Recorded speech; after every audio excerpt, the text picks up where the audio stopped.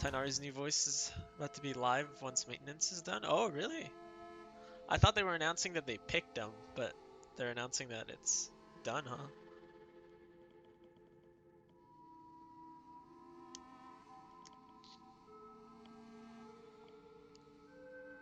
Alright, so yeah, we are 18, okay. I wasn't sure anymore, but should have just trusted my last title. Let's say I was 17. Yep, nice, nice, nice. I'm glad you like it. Cal waves at you from the garden, then rises to his feet. It's almost comforting to see that, despite everything, he's still the same old Cal who likes to play in the mud. Hey, Taco, he calls out to you. What's going on? Not much, bud. What's going on? Still the same Cal, huh? I wonder. I wonder. So, whose birthday are we missing? No, stop clicking on your cards. They moved quick? Because Tainari plays a major role in Sumeru's story. Oh, yeah, yeah, makes sense. Makes sense. Early dust. Late dust. Tangent, dating you. Wow, late wet. Late wet. We don't know when her birthday is. It can't be the same as mine, right? Rex. Nami Nami. It's a bit sad that there's no like events with Rex, Vase, and Nami Nami. I mean, I'm not complaining about Rex and Vase, but Nami Nami, that'd be nice. Mars is flipping through the most recent council minutes on her holopalm, one perfect eyebrow arched in disbelief. Lum is a disaster, she scoffs. Even believes some of the reforms he's blocked. Oh, really? I thought Lum just didn't do anything. He's actually like actively blocking stuff. No one here understands is that we're part of this planet, DYS says, looking up at the colony walls. Like it or not, this planet is a system. We can't just hijack it. That's what humans did on Earth, DYS continues. And look where that got us. True, DYS, true. Also, nice tattoos. Stress is 30. I wonder what we were doing. You're pretty good friends with Rexy. That's all you can talk about, dude. You're obsessed with him. Anemone seems engrossed in her hollow palm as you approach. Hold on, Taco, she says. I gotta finish this message to Vase. He gets so moody if I don't holla him back right away. Oh no. Oh no, we have to save her, guys. We have to save her. I decided next time, next playthrough, we're saving Anemone. We can't let this happen. Gamble rolled a 42. Ooh, unlucky. Unlucky. Nami Nami is painting their nails, every nail a different bright color. They hold them up to you proudly. Marzipan, let me borrow some of her nail polish, they say. Marzipan. Is Rex Taco Taco's favorite? Sure. Okay. She's so glamorous, and she said that if I liked any of the colors, I could just have them because she has so many. Wow. Want to make something? Huh? Creativity 40. Oh my god. Want to make something? Wait, they have. Wait, but. Huh? I thought they didn't have that stuff. What? I literally just said. He. What? Wait, this is new? Is this from the patch, or is this.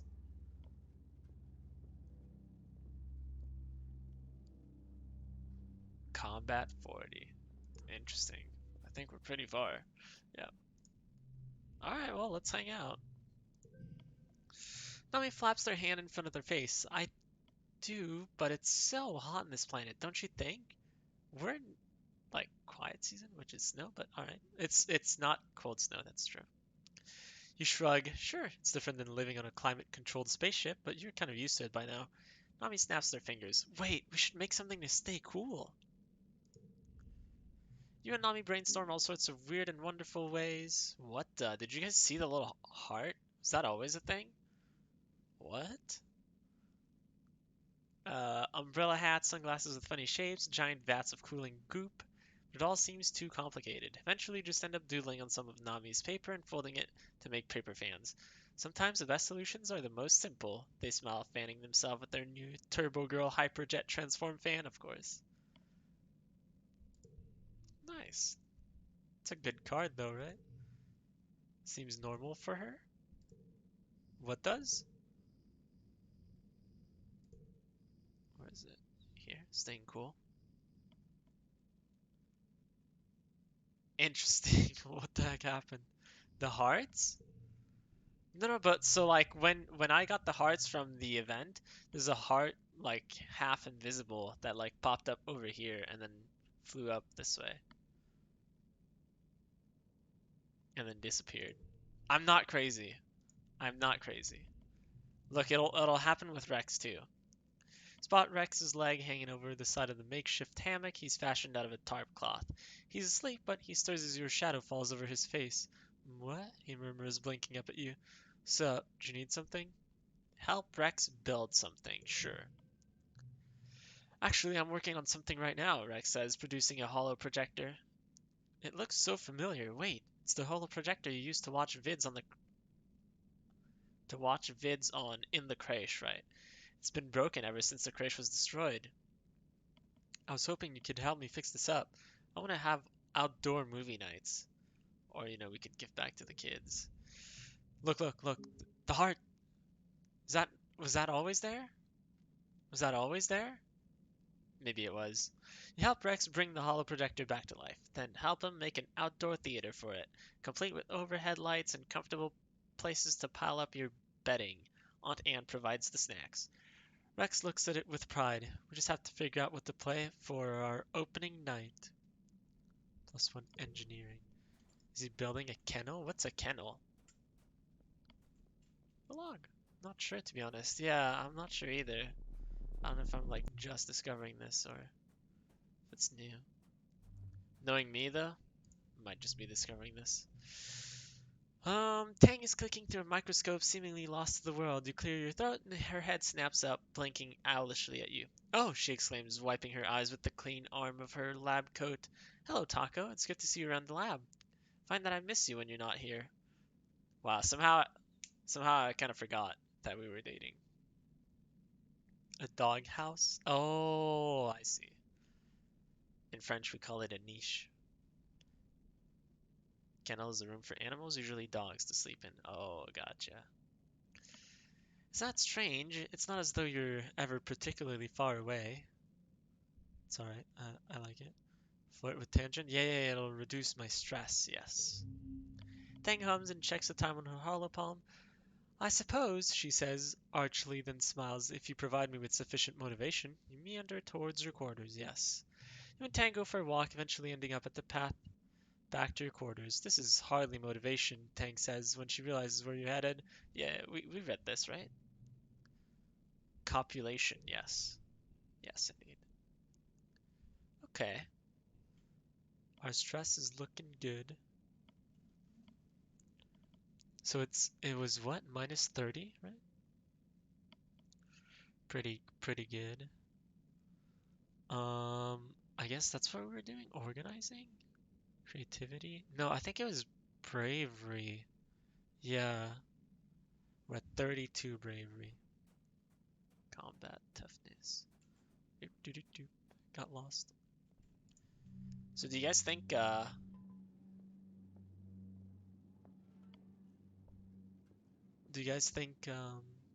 Anemone and Vase are gonna break up?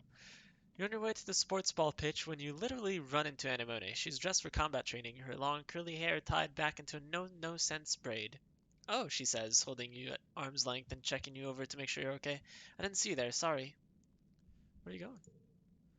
Anemone looks at you incredulously and laughs a little. Combat training? She answers, like it's obvious. You're still playing sports ball?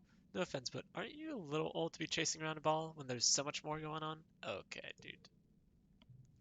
She marches off down the hallway towards the garrison, leaving you to contemplate your choices in life. Listen, I need my bravery, man. Random card locked in one slot. Damn, the 8. The 8. Unchangeable.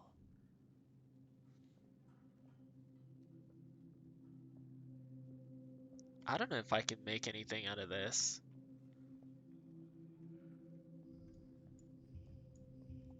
this. I don't know if that's worth it. I don't think that's worth it. Let's see, let's see, let's see, let's see. 35. It's the same thing. 40. So then, so, Shinpachi, there's the command. There's the command. 35. Seems like this is just better, right? Hmm. I'm assuming this changes something? Why?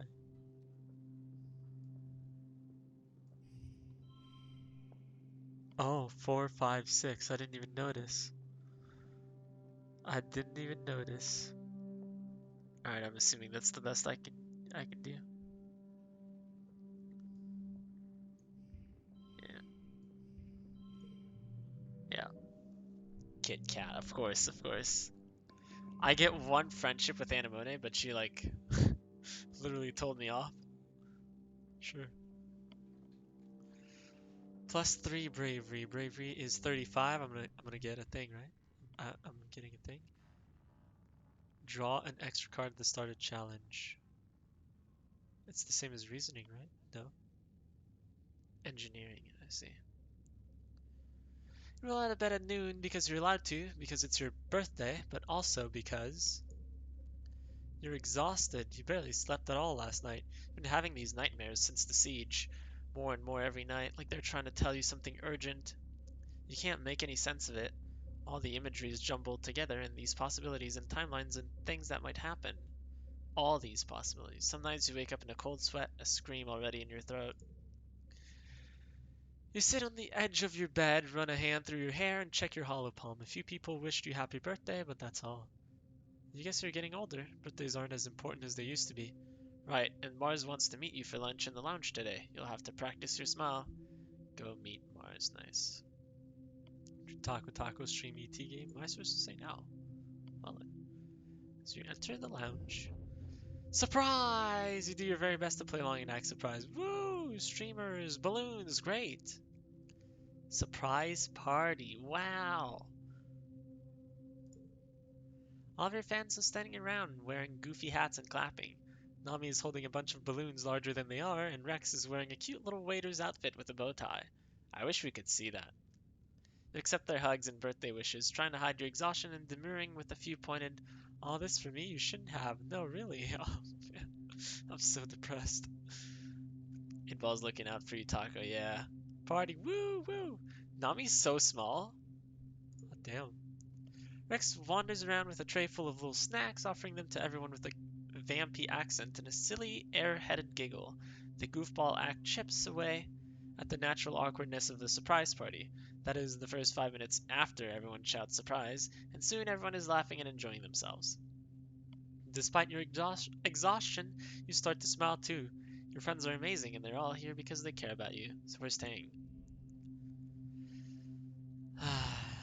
Then you get some unexpected guests. The lounge begins to fill with Helio kids, mostly ones you don't know, the ones who usually keep to themselves and, well, you don't much like you original stratospheric kids. Mace and Anemone are with them, his arm draped over her shoulders. Anemone gives you a little wave of acknowledgement for your birthday, which earns a weird look from Mace. Hey, who invited you guys? Cal says, stepping forward with his hands clenched. This is a private party. See? Cal is like so angry. I get it. I get it, but free cake? I don't know. It's a public lounge, Vase replies. We can sit wherever we want. Cal stomps right into the midst of the Helios. You guys think that just because you fell out of the sky, you're the wormhole's gift of Vertumna, he spits out. We don't need you. We never needed you. All you do is make things worse, like this party. You've rarely seen Cal so ready for a fight. He doesn't seem to care that the body language of the kids has changed from cocky to dangerous. You're just a bunch of fascists, Cal continues. You and Lum. A fight? Yeah, like, what is happening, Cal? Lounge erupts, chairs screeching across the floor as the Helios jump to their feet yelling at Cal, calling the colony illegal and Cal a fugitive. They jostle him around, but Cal plants his feet and stands his ground. You hear bottle breaking and see someone advancing on Cal. He's not backing down.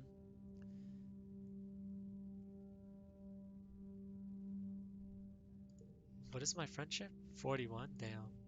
Stop it. Your voice is drowned out by their argument, then someone throws a punch and it's all chaos from there. God damn it. Despite Cal's bravado and brawny physique, he's no fighter. One of the Helio kids socks him in the stomach and he goes down like a felled gnarl tree? I don't know what that is. Rex throws himself between Cal and his assailants, catching a few kicks on Cal's behalf before the Helios get tired and leave, with a few panting shots at Cal's alleged romantic interactions with the float cows. Oh, parting shots, not panting shots. Sweet boy Cal fighting, yeah. Vase doesn't get involved, but he doesn't stop them either. He's the last to leave the lounge, staring hard at Rex before smirking and turning away. Bruh. Rex helps Cal to his feet. First time, huh? He says, dusting off Cal's clothes. Don't worry, they probably got it out of their system. Good on you for sticking up for yourself. Enmo lingers at a distance, clearly angry at Cal, but feeling bad about the fight. Well, Mars exclaims, clapping her hands. That was enough excitement, I think. Let's move on to the important part. Cake and presents, wow. Nice one, Mars. Rex being a good friend, though? Yeah. Yeah, unlike someone else. Under Mars' skillful party hosting hand, the mood shifts back to festive. You enjoy your presents and your cake, but tensions boiling over like that is a bad omen for the rest of the year. Wow. I feel like that was so unnecessary. Alright, what do we want next? Organizing? Persuasion, empathy, organizing, toughness, combat. Probably, yeah, let's go for some toughness. Just one. Yeah, whatever, dude. Anemone, what's up? Anemone seems troubled. How do you know if someone still likes you? Yes, she asks. I don't understand this dating stuff. Yes, they're gonna break up. It's gonna happen.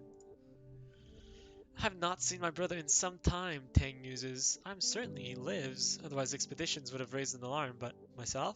Personally? She shrugs and goes back to examining her experiments. I have no time to track him down and beg. Through penitent tears, to be loved as a sister should be. If he wants to make amends, he knows where to find me. I'm not the one who's impossible to track down. But you're also not willing to make amends.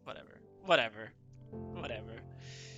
You find Rex sitting in the bowl of one of the unfinished buildings, taking a hit off of a rolled cigarette that smells powerfully skunky. Skunky. He jumps a little when he sees you before relaxing. Oh, it's only you, Taco. He says, waving at the cloud of fumes. He says, waving at the cloud of fumes and giving you a squinty-eyed smile. Don't mind me, I'm just testing some of the latest crops for quality assurance. Sure. Nami is sitting in front of an array of holo screens, all displaying different tutorials for various crafts and hobbies. I was thinking of learning something new, Nami says, poking their finger into their cheek. It's not enough that I already know how to draw and write and play video games. I could learn to knit, or sculpt, or make jewelry. They think about this for a second. I know we can just nanoprint stuff like that, but it's nice to make stuff with your hands, right? It is. Probably. Yeah, it was face. Hey, Sivian, what's up? Add tacos, Sivian. 5,000, there you go. What's up? How's it going? You missed Cal getting in a fight for my birthday. Have you seen DYS around anywhere? Mars asks. I was just thinking, I haven't seen him in literal ages. Is he still out there playing Explorer? Why? He's... What? Do you not realize what he's... What? I kind of got scared. I thought he'd be missing. Ooh, rolled a 10, rip. Soldiers keep trying to recruit me to hunt animals, DYS says, rolling his eyes. They think the only reason anyone would go frontiering is to kill everything already there and put up a flag. Idiots. He strums his fingers over the hilt of the knife in his belt. I mean, yeah, I've killed animals out there, but... He shrugs. was only because I had to. Kill or be killed doesn't mean murder everything indiscriminately. I agree.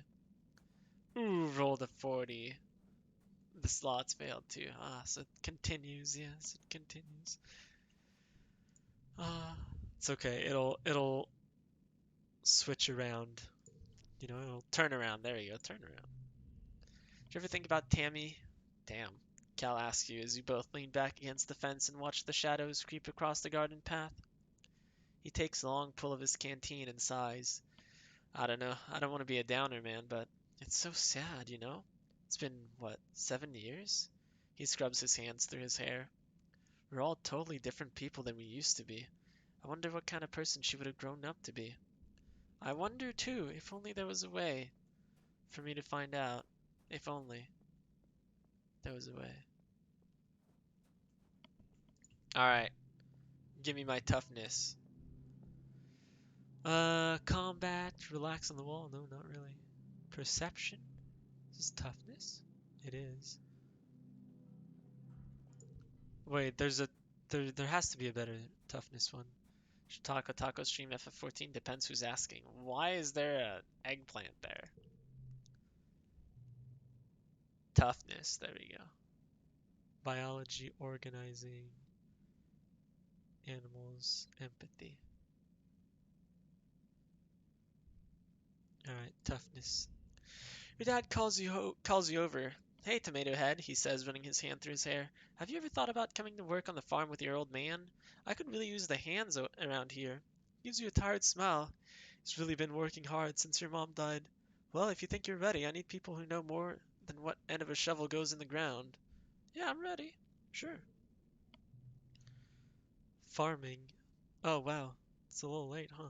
Your dad looks relieved. Great, he says. Just come see me in geoponics when you're ready to start. Glad to have you. It'll be more fun than wheeling dirt around, I promise. You gotta shovel dirt, my boy. Yeah, but that's not what my dad thinks. Damn, we have Cal strength. This one sucks.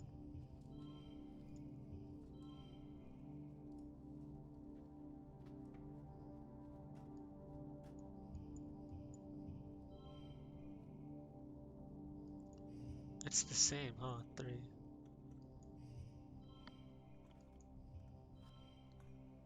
Ooh. Ooh, we're 1 off. Yeah, this would mess it up, right? Oh no, it wouldn't. Really? Oh, because it's unchangeable. I see. Taco, you want a Moogle plush? Like the one I got last Saturday. It is pretty cute. It is pretty cute. Shoveling dirt. Mom used to make us shovel dirt. Yeah. Yup. She was the leader of that. Rip.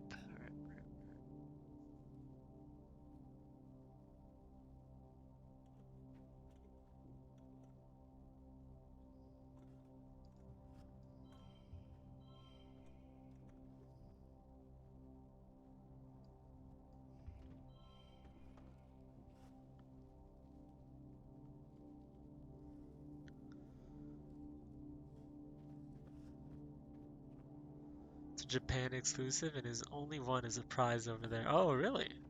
Wait, how did you get it? By winning a prize? How did you do that? Let's see.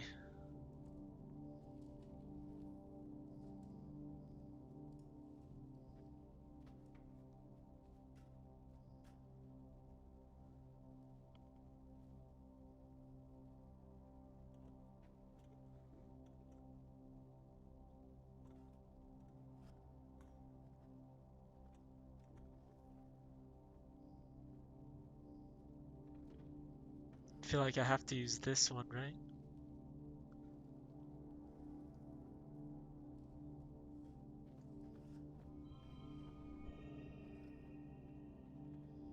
+3 bonus to pairs. Oh, that's why I get so many points. 49? What? Alright, we got a new perk.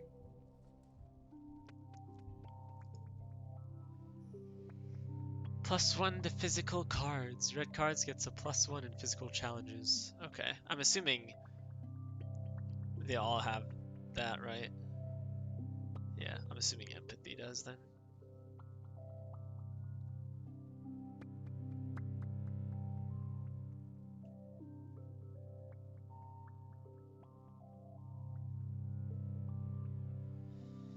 "28, 29, 26, 26. Let's see. Cal wants to talk. 60 friendship. And recon dealers' rooms or magical places is all I will say. The pom-pom purin that I also got in the dealer's room was also given out in Japan. Oh, I see. Hello, Potato. Hi, Dad. Papa. Hey, Cal, what's up? You had plans to hang out with Cal today, but when you arrive at the Geoponics Dome, it's worryingly dark inside.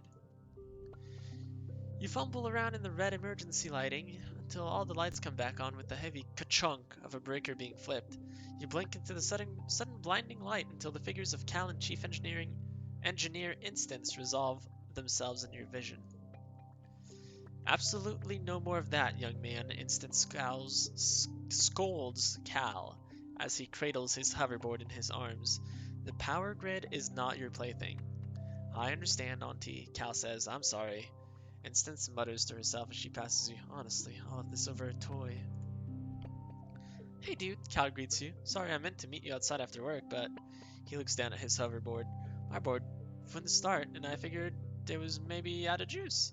When I plugged it in, it threw off all these sparks, and then the whole power grid shut down. Oops. Cal's shoulders slump.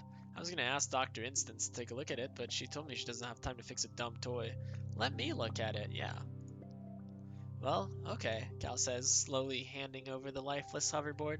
I guess you are pretty good at fixing things. I am, sort of. Sort of. Engineering 41. I mean, not bad. The Moogle was pricey. Taco Taco? Yeah, I can imagine. You open up the hoverboard and poke around in its guts for a little while. After about 20 minutes of fruitless prodding, you have to admit defeat. You're like 75% sure you know it's broken and 0% sure you know how to fix it. In fact, you think you might have made it worse for trying. Whoops. Well, I got more friendship points with Cal. You hand the hoverboard back to Cal, who cradles it sadly in his arms. Thank you for trying, Taco. I really appreciate it. It's always kind of sad when a piece of old technology needs to be retired, but Cal seems to take this one harder than most. He hugs the hoverboard to his chest and excuses himself, not waiting to hear your goodbye. Oh. 65, Pom Pom Purin was 50. I haven't bought a plushie in ever, actually, for myself. Mars is tapping away at a large holoscreen displaying schematics of the colony. Art gallery here, she muses, dragging some template buildings around next to a gourmet restaurant here. A walk down the promenade past the boutiques ending at the live theater. She placed her finger to her chin. What do you think, Taco? It's all fancy right now, but you know me. I'm highly goal-oriented. Are you? Are you? What goals have you reached so far, Mars? Maybe I'm just not into the right spot for her.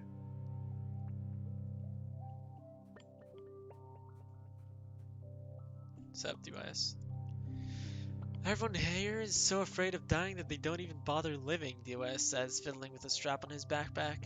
I'm not afraid of death. I know I'll die eventually, and the thought doesn't scare me at all. I used to think that the inevitability of death meant life was pointless, he continues. But now I find it comforting. Nothing you can do can change the fact that your life doesn't matter, so you can do whatever you want. And if people don't like you or they make fun of you, who cares? They're going to be dead soon too. He shrugs, looking more relaxed than usual. I don't know. I find that freeing. Sure. But you're so emo, calm down, I know, right? What the? I mean, if he's less angsty because of that, then that's good, right? Hey, Nami. Uh-huh. Hey, Rex. You still high and stuff? Nope. Rex is surveying an empty lot with a critical eye. There's still a lot of potential here, he says thoughtfully, tapping something into his hollow palm. Maybe an elder care home? One day, hopefully, we'll be lucky enough to have old folks, and it makes sense to have it right in the middle of the colony. He gestures his hollow palm away and turns to you with a smile. Gotta think about the future if you're still expecting we got one. Sure, Rex, sure. Hey, have you broken up yet? You catch Anemone around the side of the garrison, leaning against the wall with her eyes closed. You call her name and she jerks awake, and her hand going to her rifle. What? What's going on? Are they here? Are they here? I, I'm here. Hi. Jeez. Hello, Tang. Tension doesn't notice you approach, absorbed in staring at her hand. She flexes it a few times and touches her thumb to each fingertip. When she notices you, she looks surprised for a moment before her expression smooths over again. The body is a remarkable machine, she says, so weak as a child, then so strong in its prime, then ravaged by its own imperfect biology until it literally crumbles around us. And yet, somehow, we made it to the stars, and then here. She closes her fist. Imagine what we could do if not burdened by our physical forms. Yeah, she's gonna turn into an AI. On Friday, the day I got the pom-pom Purin, and some other con goers asked if they could take a picture of it once after they asked to see the face because a scavenger hunt called for a picture of a plush with the kawaii face. Oh, really? Nice. 26, 29, 28. Yeah, so organizing, which I'm assuming is up there. Up there with Mars bossing me around. Supply depot. Yeah, I could buy a cake. I should also try and find their birthdays. Um, do you want this crystal? Yeah, sure. Should we give one to Rex? I mean, he did defend Cal, right? Maybe we should. Would you like this fruit? Hey Rex, I got a steak for you.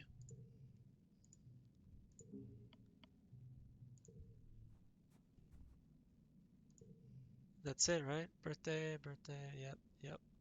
So then, yeah, these three. Alright. That was when I was waiting for the line to start for Gatekeeper. Oh, they caught you while you were waiting. Organizing +2, organizing +2, persuasion +2, or perception. I'm good. You're scrolling through a hollow novel behind the desk when Tangent comes in. She pauses and looks uncomfortable when she sees you and Mars looking at her and quickly disappears into the shelves. You and Mars shrug. What? Why would I shrug? What? Lineup hadn't even started. Oh, you were early. A few minutes later, Tang comes up to the counter and drops a fistful of candy. She shifts from foot to foot as you ring her up, jolting up and down and rubbing her stomach. I also need something from behind the counter, she says quietly. Some medicine. You ask her what she needs and she mumbles the name. You can't hear her. Can you repeat that? She mumbles it again, a little louder. Mars stifles a giggle. I'm sorry, what? Tang rolls her eyes. Stars, she curses. I need fart pills, okay? The stupid alien bacteria and all of the weird native food makes my stomach upset. Oh. OMG, Mars laughs. You have blue gut? Really? Tang the Perfect has blue farts? Tang crosses her arms and looks miserable. You give Mars a questioning look. Blue gut? Mars says. You know, when you keep farting and farting all this, like blue dusty stuff. Mars leans over the counter to get a better look at Tang's backside. Oh no, she says dramatically. White was not the best color to wear today, Tangent. Your butt's as blue as Taco's hair. What the flip? Mars cackles as Tang anxiously cranes her neck to look at her rear. They're friends, right? Liar, Tang mumbles, not meeting her eyes. Just give me the pills, please. I don't want to talk about my stupid body.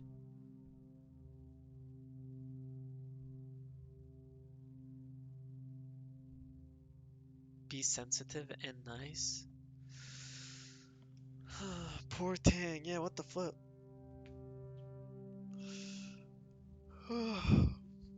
Shouldn't Should we be sensitive and nice, or should we just not say a word? I will be sensitive and nice, yes. That way she knows clearly what I'm thinking. Let Tangent know that you're very sorry this is happening to her. Blue Guy's in an uncomfortable condition, you tell her, but it doesn't make her a bad person. Let her know that if there's anything you can do to help, you'll be there for her because that's what friends are for. This approach seems to make Tang even more miserable. She takes her order and rushes out of the depot as soon as you're done. Whoops. Whoops. I feel like Kid Tang wouldn't have liked that, but Adult Tang would have. Maybe I'm wrong though. Alright, let's see. Gems, gems, gems? No, so I for sure want this. And this. Wow, 666, jeez. I'm pretty sure it's this one.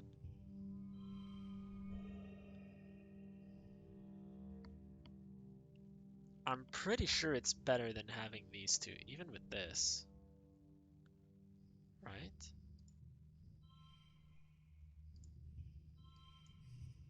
Yeah.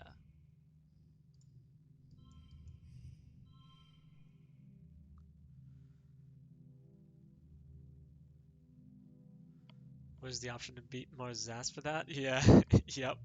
She's the one that made her uncomfortable. I mean, I guess I didn't help, but I tried, which is the important part.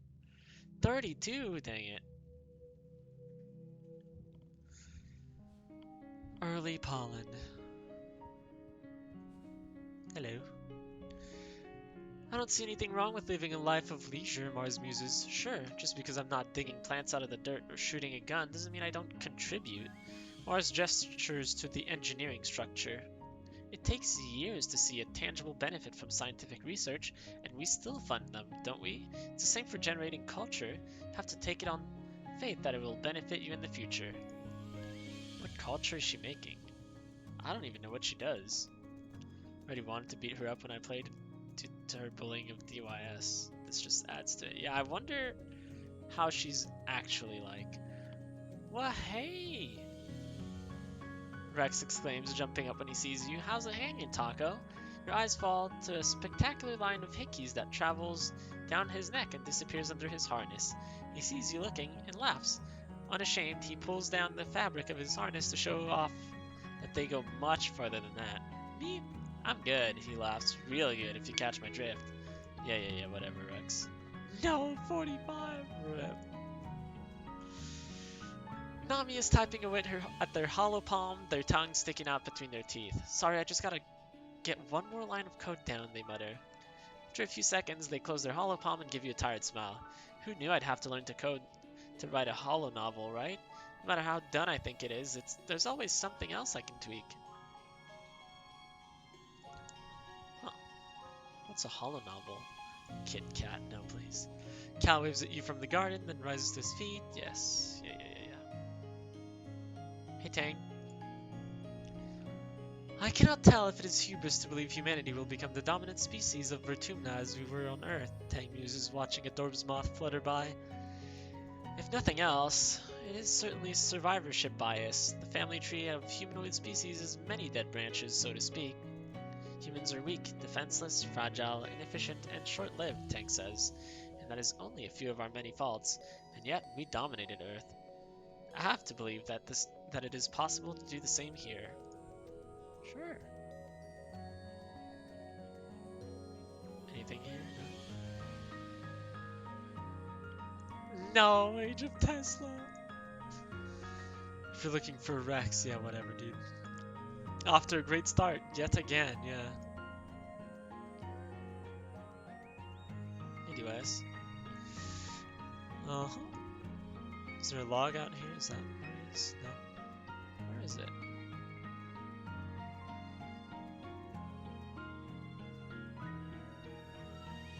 Back there, I see it. You catch your dad taking a break in the shade. Taking breaks is important. Don't forget to take care of yourself, okay? Yes, Papa. I will soon. Work on the farm.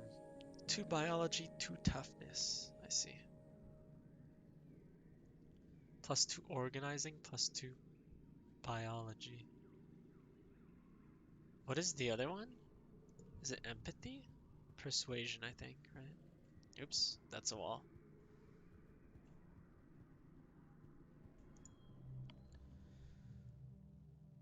Yeah, I think I will take that one. You pass the construction yard on your way to work at the depot. Rex waves you over. Hey, come take a look at this, he says, leading you over to where a portion of the heliosphere is being married to the old living quarters with a scaffolding of mushwood. Isn't this wild? It's like our two ships are actually becoming one. He throws his arm around your shoulder. It's like a metaphor, get it? The colony and us from the helio, learning how to work together. How we build our environment affects how we live, you know? You should come by and help me, he continues. It's really fun. You get to build things, and the construction crew is really nice, and you get to hang out with me. Wait, why not start right now? He hands you a plas cutter, a gun-shaped tool that emits a thin beam of superheated plasma. No time like the present, right? Seek says we always need more workers here. But you do have another job that you promised to do. Got a job to do. Let's work hard. Does, does this unlock something? You help Rex hold up a part of the wall while he fits a bracket in place. There's a lot of pounding and wiggling to get it to fit, which delights Rex every time he gets to make a joke about it. It's sweaty, rewarding work, and you learn something about engineering while you're at it. Chief Administrator Seek comes storming out of the command to find you. Taco, they snap. Where have you been? I expected you hours ago. Whoa, it's my bad, Rex says, moving to stand between you and Seek. If he had a tail, it would be between his legs. The perfect picture for an apologetic puppy. Okay, sure. I asked him to help out. We're super short on hands around here, and he did a great job. Seek grudgingly accepts that you did, in fact, do good work. They tell you that you're cleared to help out in the construction if you'd like, snidely commenting that you're better suited for manual labor than the job you were actually supposed to do today. Interesting. That's a little mean. +3 bonus to pairs. Pairs being same numbers, right?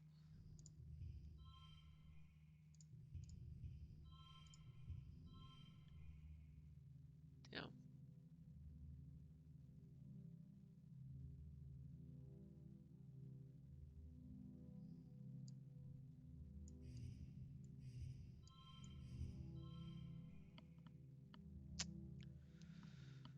Huh, huh, huh.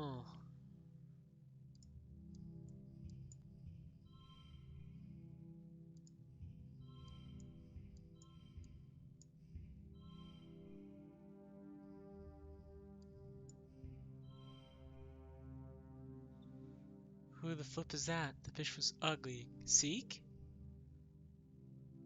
It's a they, but yeah. Yeah.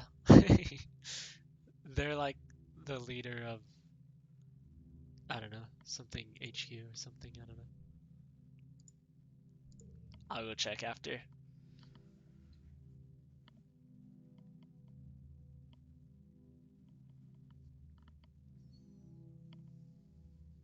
Can I really not do better?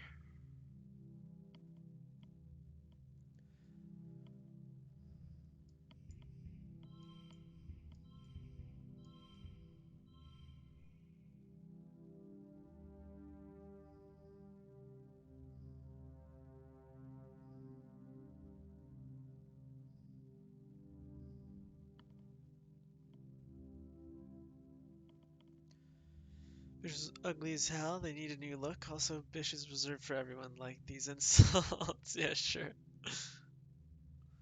I think changing this one will give me enough points.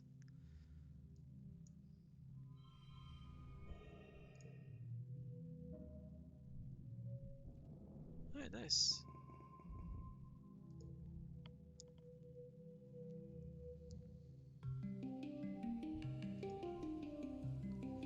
New perk, extra gear slot. Oh, nice. That's a good one.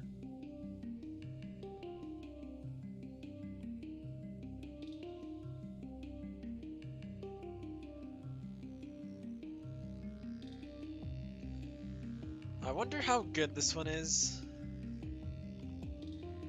I wonder. 10 hours Mars Nive has sass on lines that are sassy. Nice. I also call them bastard, but bastard's taken by the other guy. Who? Is it Commander Lum? Notice board. Please wear your masks. Vertumna's hours.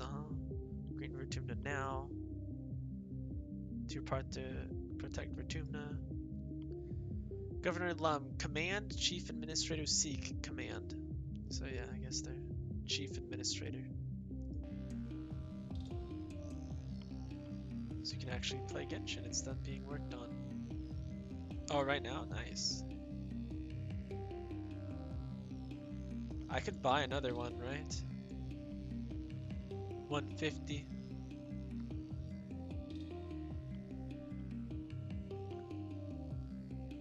Huh.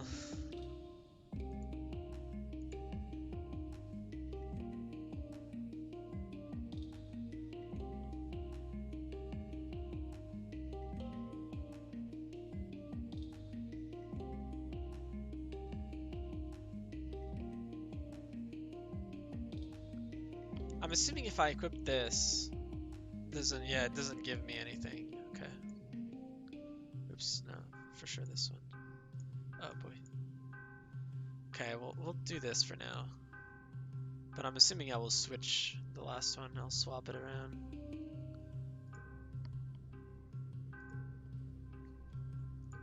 Alright, let's try and see if we can get someone's whatever birthday. There we go. There's only 3, right? Yeah, it's Mars, Rex, Nami. No eggs. Logs. Okay. Get into a debate. Oh boy, here we go. That's debatable. Mars would never stoop to using her fists to get her way, but she loves a good fight nonetheless. You ask her what she would have done differently if she'd been the captain of the Stratospheric when you landed, and her eyes go wide. She launches into a laundry list of shoulda wouldas, and whatever she says she would have done, you offer reasoning for why it wouldn't have worked. After a little while of this, Mars is positively invigorated. Wow, you really thought about all this, didn't you? She says, cracking a little smile. You're totally right. It's a lot more complicated than just making decisions and telling people what to do. Thank you. It's so important to have people like you around to keep me on my toes. She cracks her knuckles. Okay, but when I'm governor, I will do so much better than the adults can. How old are you? We're adults.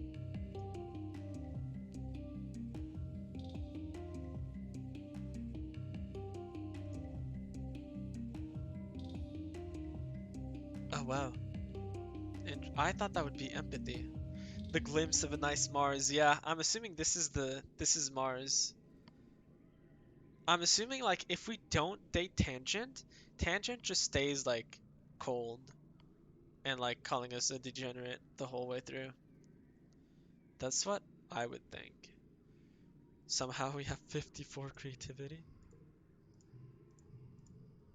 What's our persuasion? 33.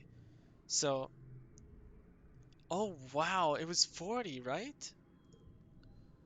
I see.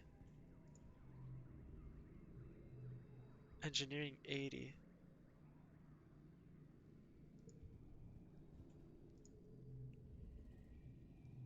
Creativity 80. Biology 80. I'm assuming we can actually fight Vase. We might. Can have 2 gears equipped? I know. I had them equipped earlier. It's just I'm just looking around because I don't know which one to equip. So this guy is combat. Plus 10 to combat. I see. So that would bring us to 436. Not enough for his thing.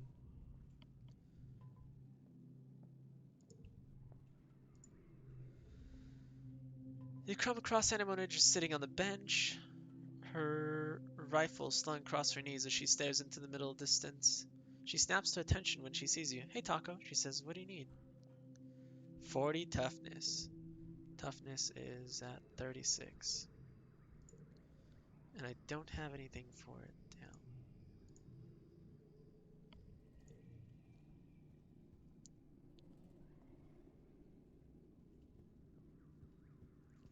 She further in the abusive relationship? I think no. I think she's like getting out of it. Bravery? I can definitely get bravery up. Yes, sir.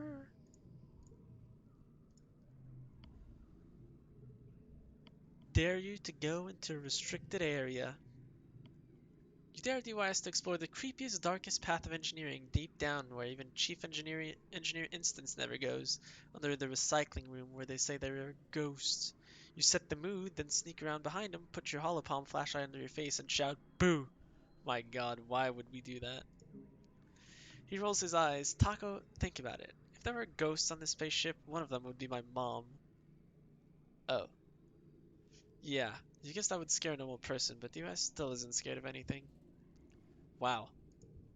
That was that was rough, dude. That was rough. What the flip? And when it break free, yeah, she's like wondering if he likes Sam or not, or like if this is how relationships are supposed to be. Your dad greets you with a smile as he looks up from his workbench. Hey kiddo, he says, you taking it easy? It's important to get enough rest, and I don't mean just scrolling through the holo archives and chatting on social media. He shakes his head with a laugh. Between you and Tangent, wow, the two hardest working kids in the colony. Dad, you're embarrassing me. That was pathetic. Yeah, yeah, it was. Like I kind of feel bad about it. 26. Let me just unequip the this one. Okay. 36. Empathy 27. Combat is 26. Okay, empathy time. Where can we raise our empathy? It's here and the kitchen, right? This is empathy? Yeah, +2, +3 animals. 66 is the other point. Maybe we can get some here? What does the Rex thing do? Engineering and toughness. I see. Organizing, persuasion. It's Rex, right? Yeah. Alright, so empathy is over here then. Oh wait, teach the kids.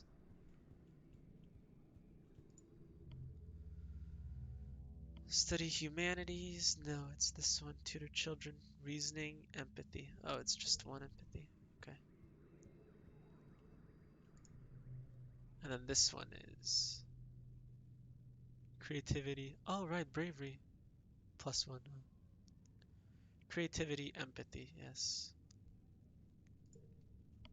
I guess we'll alternate between this one and the animals one. On the ship, 3/4 of your calories came from dense cubes of dried starches and proteins, rehydrated by soaking them in hot water. The glucose tablets were your favorite, faintly sweet and dusty tasting. The cooks would mix the ration paste with real vegetables into a kind of gruel that was only slightly better. You didn't really have real food, except for on the yearly Feast of Thanks, so you didn't have much to compare to it. Cooking over tuna is a lot more creative.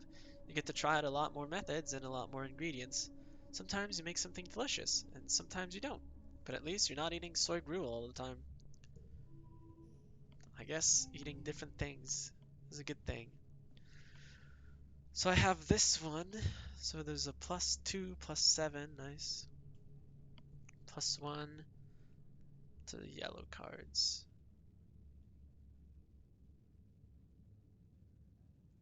So this one is bad here, right? Yeah. Okay.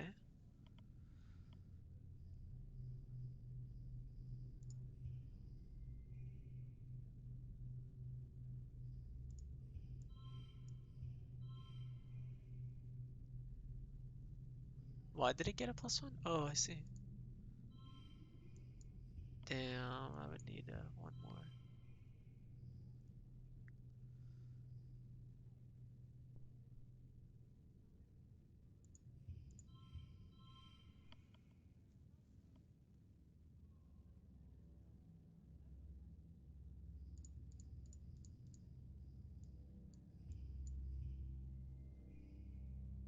Oh, right, because it's not red anymore. Oops.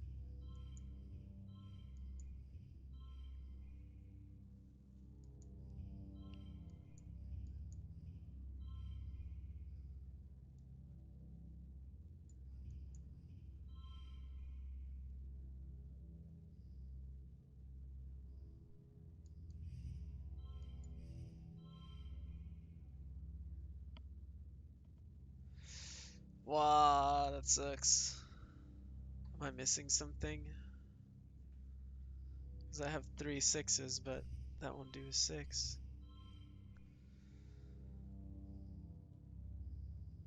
I wish I had the unchangeable one. I'd put it right here. Link those cards up, but... Mm. Oh, oops, I did forget to give gifts. Whatever, we'll push through this one. I want to keep the three gifts.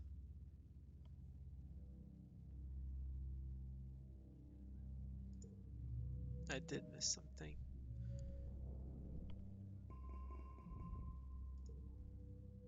Alright, we can relax.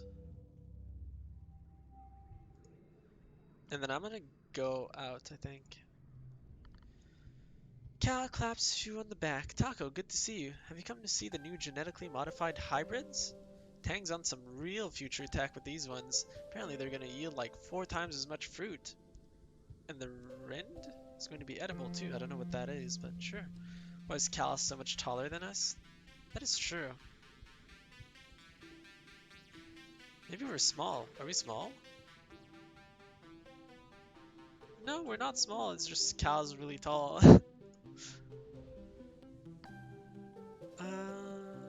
Uh-huh. Yeah, yeah, yeah, yeah. Yeah, yeah, yeah, yeah. Vase, I don't even know why I bother, man. Yeah, yeah, you always tell me the same thing.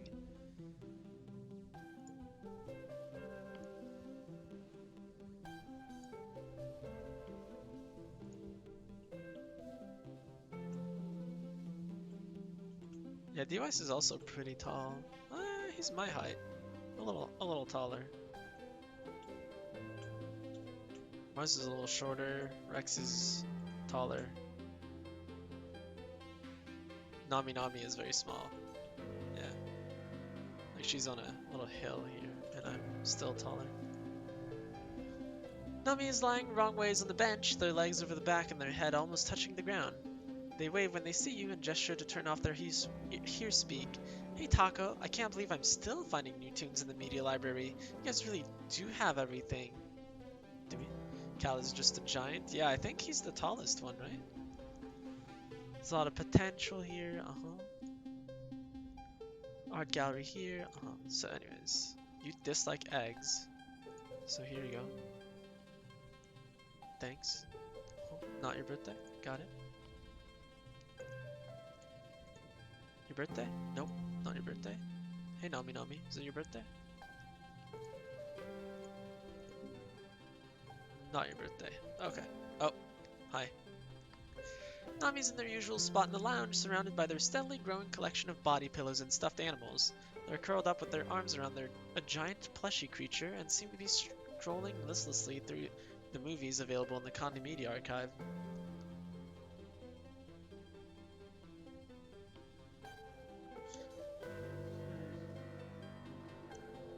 Sure, find anything good?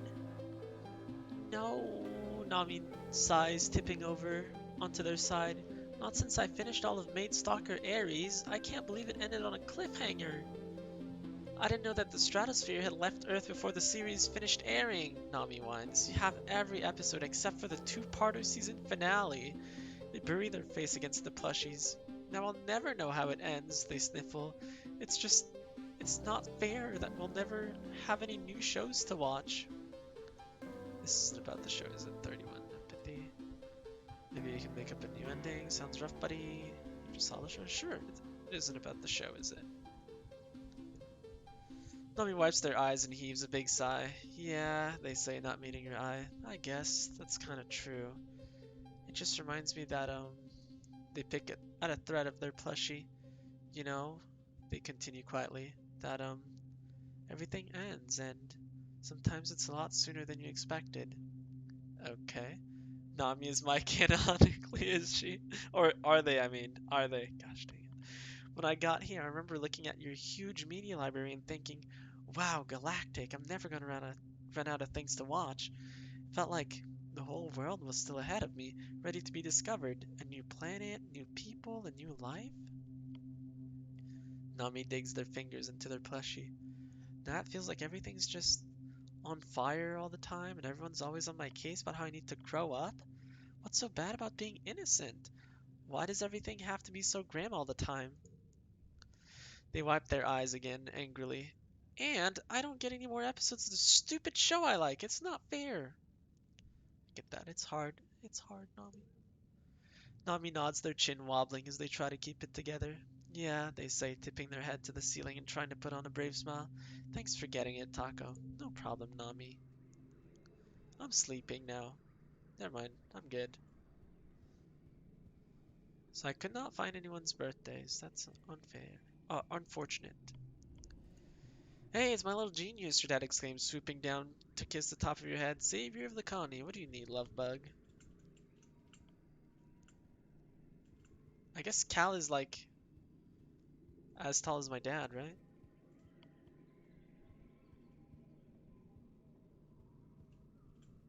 No, he's way taller actually. Maybe not way taller, but he's taller.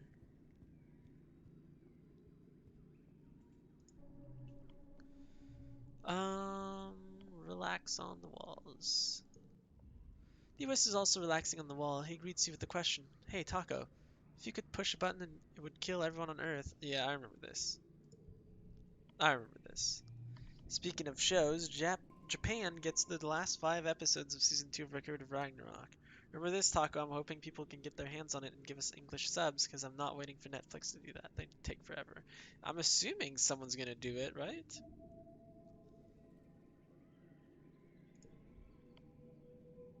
Right? Hello, Vase. Unless you're here because you realize Rex is a shiz for brain coward who'd rather dick around than defend his own home, get out of my sight. Whatever, Vase. I hate you too. Come across Anemone just sitting on the bench. Uh-huh. Hey, Tang, what's up? Uh-huh. Can't wait to like June for subs. Where are we? April? Jeez. Utopia is so cool, Nami says, twirling their pencil between their fingers. She's just out there in the wilderness doing cool explory stuff. It almost makes me wish I was any good at exploring. But I just get super scared and freeze up. Then I make silly mistakes. Everyone says so.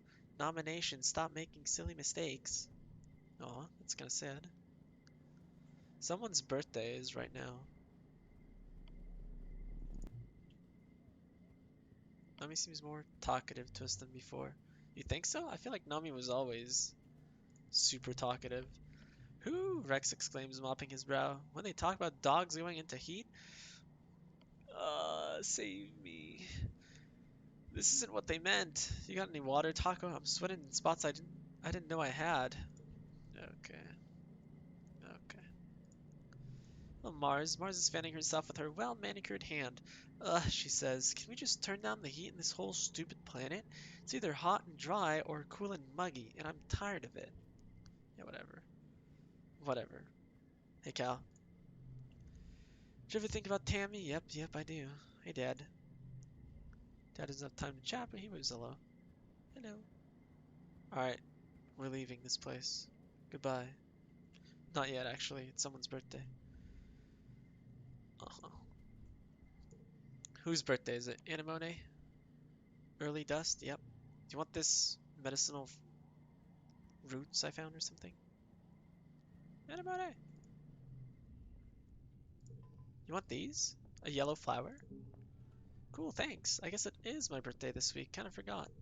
Yeah, I wouldn't want to ruin your birthday for you. Am I right? Am I right? Okay. Poor Tammy. Yeah. Yeah, it's alright. We'll get to see her soon. Smile. Sounds like something DYS would say. Survey the plains. Yeah, that's the one I want to clear. Survey the ridge.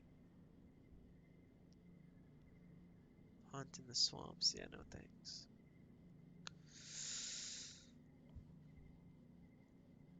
Yeah, I cleared this one last time. I'd like to clear this one.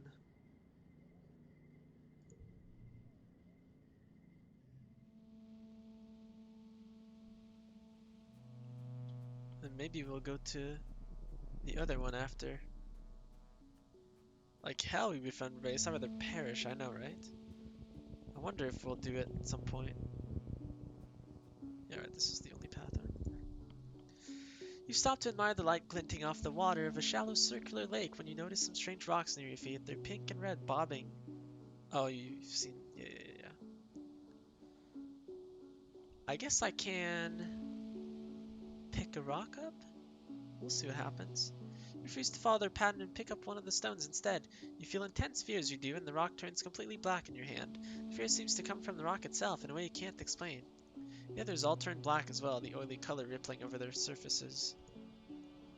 Oh wow, your heart races and the stone drops instinctively out of your hand. You feel suddenly nauseous and turn to retch. When you turn back, all the rocks are floating further out, now a few meters from the shore. Did they swim out there? They just seem to be floating, just regular rocks, except regular rocks don't float on water. You feel like they're glaring at you. Your stomach still feels uneasy, so you leave them. Interesting. I didn't want to grab them, but it kept telling me, it kept giving me the prompts. There's this one or there's this one.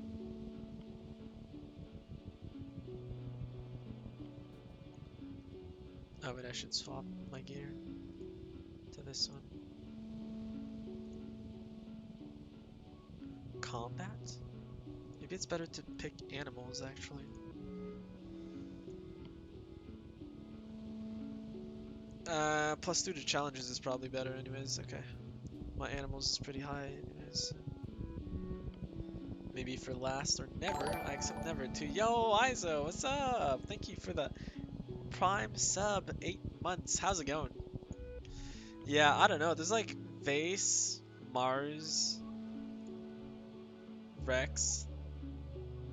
Probably in that order. From worst to less worse, I guess. It's going good. Nice. Pushbubs blocking the path, lumbering slowly back and forth between a dense strand of gloop mushes, whatever those plants are called, and a wide circular lake. It's like it's some kind of patrol. Growls a warning when you try to squeeze past it, so you back off. And look in its eyes, this one isn't letting you through easy. We did this one before. It's finally warm in New York, but holy flip. You mean the upstairs of my house gets hot and we have no real cooling. Oh, really? The upstairs? Yeah, yeah, yeah, that makes sense. Where are your computers? I'm assuming you have multiple ones, right?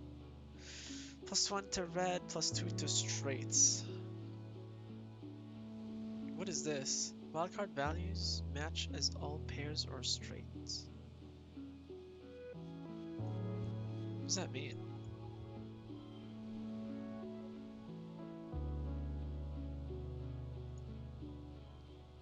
What does that mean? What?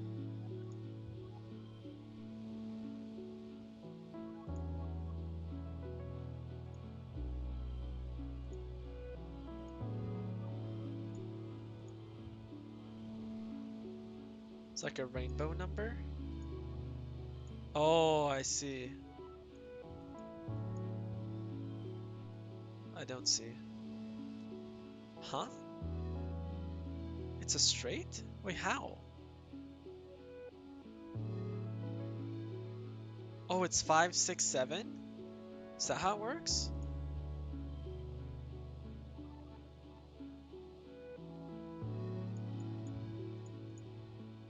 So then if I was to do 3, 4, this would be 5?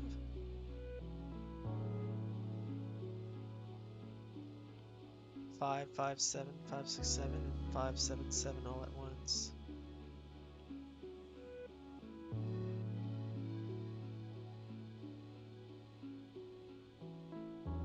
Eh?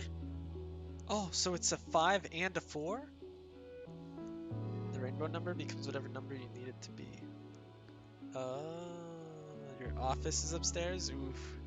Yeah, that sucks, man. How often are you in it? I guess pretty often? Or do you have like an office and a gaming room? Or so listen, I know we dislike Mars, but I prefer Mars over Vase. At least Mars is pretty and she can sometimes be nice. Vase is just constantly asshole. I feel like if we ever date him, we're gonna be abused severely and broken down. Yeah, I would agree. I feel like Mars kind of listens anyways.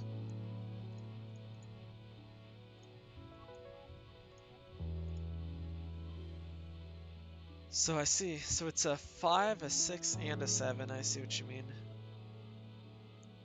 She's got one office, only one PC for me. Lainey's office is downstairs. Oh. You didn't want to have your computers in the same room? I mean, I know it would be like absolute hell, but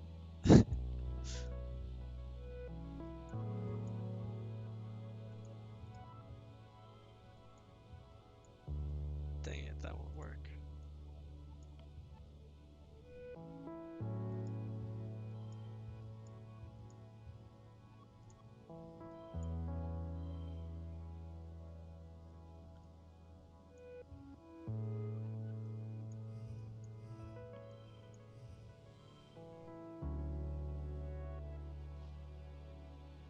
That's a good one.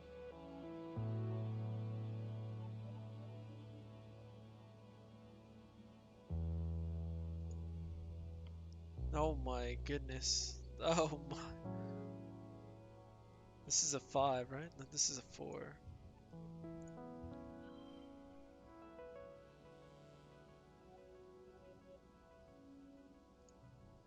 Alright, let me see.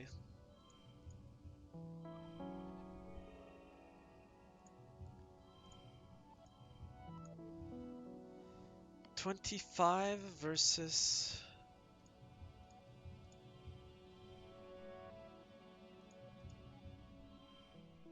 29. Okay, cool.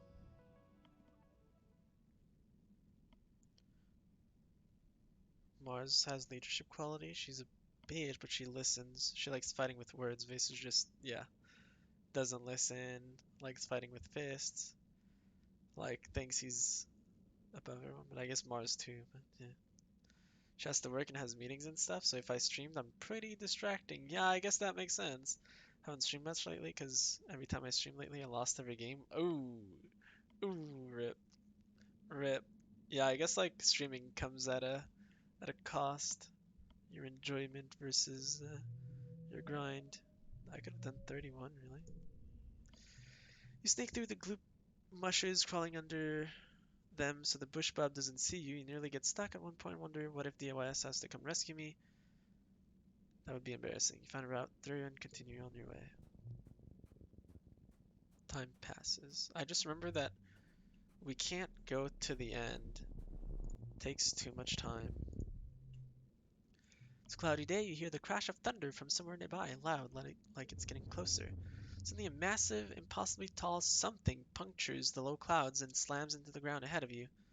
Oh yeah, we've seen this as well. Stay calmly and analyze its movements. Yeah.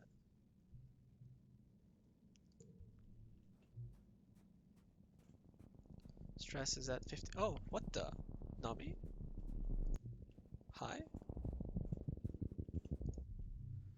You hear Nami shouting for help nearby.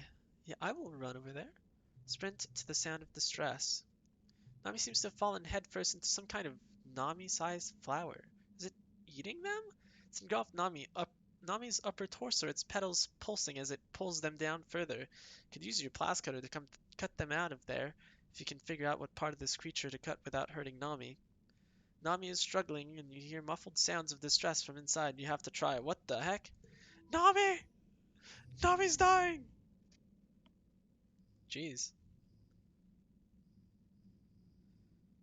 Surprise party. Yay! Third stage. Oh, wow, interesting. 4. This will be a 3. Just like this. 1 stock card. Yeah, +1 reds. Okay.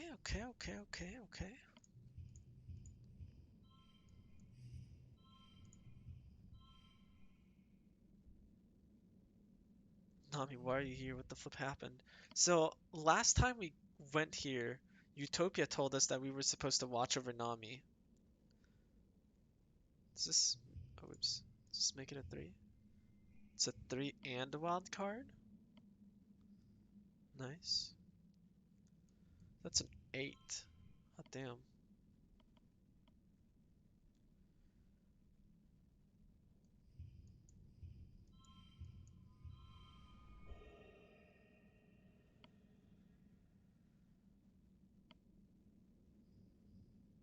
Damn, these ones are pretty good too. What was it again? 31. Okay, let's see. Let's see if we can make better. 33. Nice.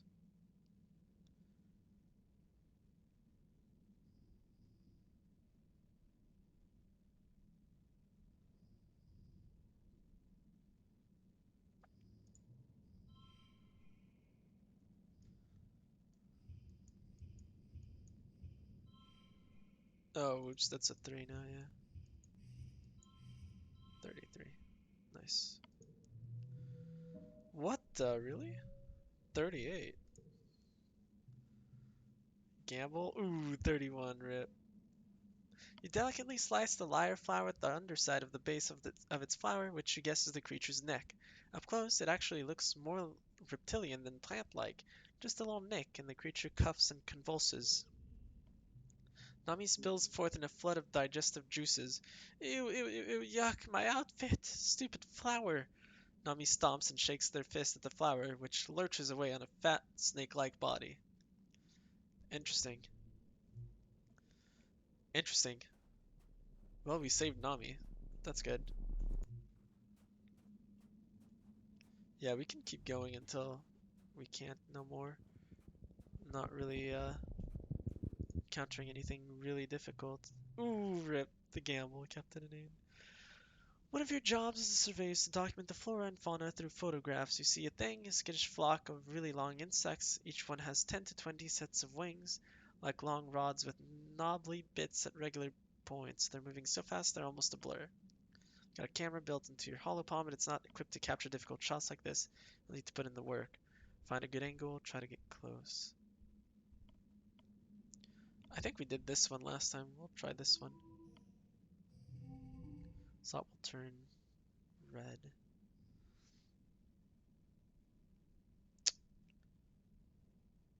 How does this work? Oh, interesting.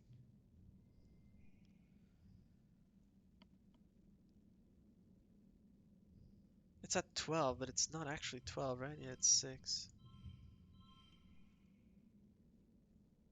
Geez, 34 on the first one? It's kind of crazy. That is kind of crazy. Let's see.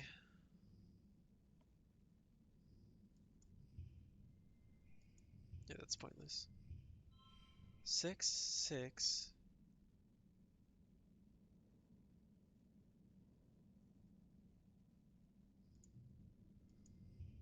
5, 4, 7. Nice.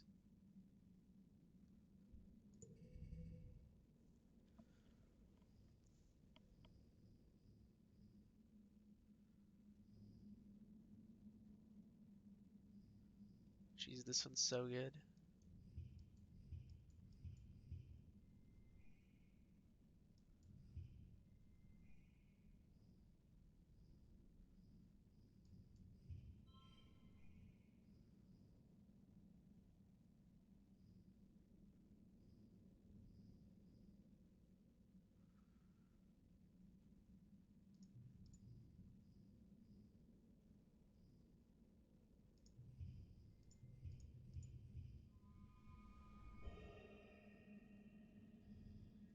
'Not really what I was looking for.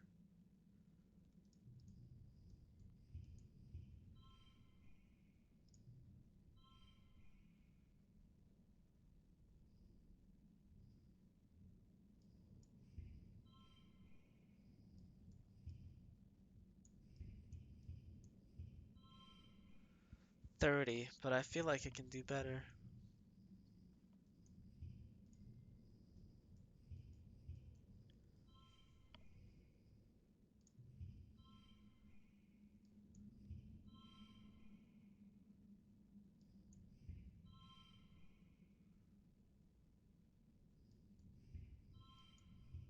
30 as well.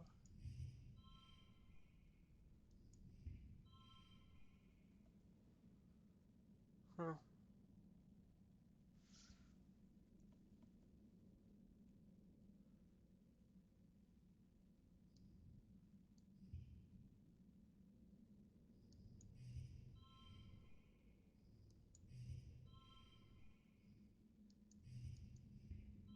31. There we go. There we go. A little better. Oh my god, 36. Jeez. Cautiously crawl up beside your subject, raising your hollow palm to get the best close up possible. Ouch! Just as the camera takes the photo, your subject bites you on the finger. Ah, I hope it's not venomous. On the bright side, you got the shot. Stress, kudos, nice. 95, jeez Louise.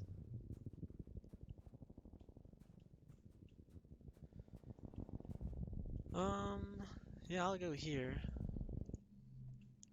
The edge of one of the circular ponds, something sparkling catches your eye. Well, everything around here sparkles, but this thing really catches your eye. The water in the little lake is deep and milky, though. You can't see the bottom. It's completely still, almost too still. So perfectly circular. Remember you've been warned about getting too close to these pools. Bravely approach the water. I would rather not. Too worn out? You go home? Oh, oh, I see. 4 perception plus 2 animals.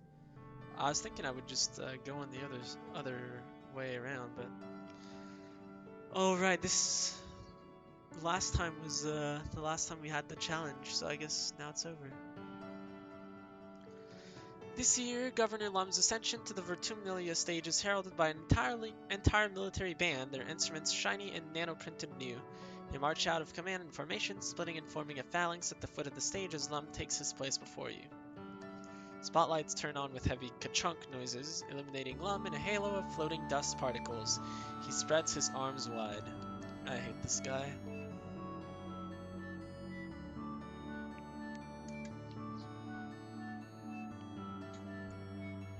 Hello, Vertumna, his voice booms over the speakers. Are we winning or what? Are you winning, son? The reaction is mixed. You look around, it's easy to see the ones cheering the loudest are Helios and people who've fully adopted their mentality, like Anemone. The Stratos are more reserved, some even silent. Security Chief Rhett is one of them, his usual stony expression hiding his true feelings. Regardless, there's enough cheering that Lum has to wait for it to die down before he continues. We're killing it out there, people, he exclaims. Every day we claw a little more territory from the savage aliens of this planet. Watatopod arcs through the air and lands with a broken splort at Lum's feet, splattering him with juice. You don't see who threw it, but the faction from Geoponics is looking restless. They begin to jeer and stomp their feet. Lum continues on, raising his fist. What? What? Interesting. Those Xenos attacked us first, and now we're learning. Now they're learning. Don't mess with humankind. The crowd is now evenly split between cheering and booing. The Stratos are agitated, and you hear calls for things to return to how they were, and how Lum and his soldiers are killing the planet. Even the council lined up before the stage are facing the crowd, looks conflicted. And facing the crowd. We left Earth to get away from this shiz, your dad shouts, and you turn to him in surprise. He rarely swears. Now look at us. We're right back where we started, fighting each other and the planet. We brought it with us. Utopia hops on stage and routs her own ear speak through the speakers. He's lying, she yells bitterly. This year we lost 2 surveyors in the swamps, Sorrel and Quinny. They'd be alive today if Lum hadn't sent them to clear out a manticore den for no good reason. She jams her fingers against the governor's chest. The only threat to our colony here is you. What the? Lum's smile doesn't change, but his eyes go cold. He snatches Utopia's hand and calmly, slowly, crushes her holopalm crystal with his thumb. You can hear the crunch of the bones of her hand before her feed cuts out. Utopia yelps as her knees buckle with the pain, her bravado gone. She holds her broken hand to her chest and is too shocked to resist when Lum shoves her off stage. What the flip? What the flip? I love you ass. Yeah, that's Utopia, man. She's freaking badass. The crowd is stunned into silence as well. Lum clears his throat and approaches the end of the stage, looming tall over the council. Thank you for your input, he says icily. Your concerns have been noted. This isn't the buffoon Lum presents on his daily holovlogs or the nuisance he is when he visits a worksite. You see something in his eyes you've only caught glimmers of before. Hatred. You Stratos are lucky we didn't crush you under our boots and take your colony by force, he sneers. Before we got here, this colony was doomed. You're only alive because I was merciful. I mean, he's not wrong, to be honest. Just a bunch of burnt out hippie fugitives. What was your plan for surviving out here? Wishful thinking? Singing songs and talking to animals? Laughter ripples through the Helios. You, he gestures to the council, then jerks his thumb at his chest. Need us, not the other way around. I'm done pretending I need to listen to your opinions. If you want to live, you'll do what I say. Would have rather died that than than assimilate with you? Associate? Is that what you mean? I'll do what you say, Monka. Yeah, I would bend the knee. So there's a Dr. Instance who glares up at him with hate in her eyes as she tends to Utopia's hand. Maybe it's time to clean house, he threatens. We need team players here. Ones who share one vision for the future of Vertumna. After a few tense moments, Seek clears their throat. Ahem, sir, shall I continue with the traditional formalities now? Lum scowls down at Seek, then throws his hands in the air. Whatever. Do it if it makes you feel better. You're all cowards.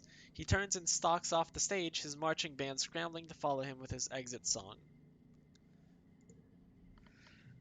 As promised, there are no contests this year, but there's plenty of food and alcohol. As the suns begin to set, the Helios, including Vase and Anemone, head straight for it and look ready to party into the night. The other teens seem a little less at ease. DYS, quite predictably, has already left. Simulate. To call. Oh, assimilate. Yeah. To be absorbed, basically.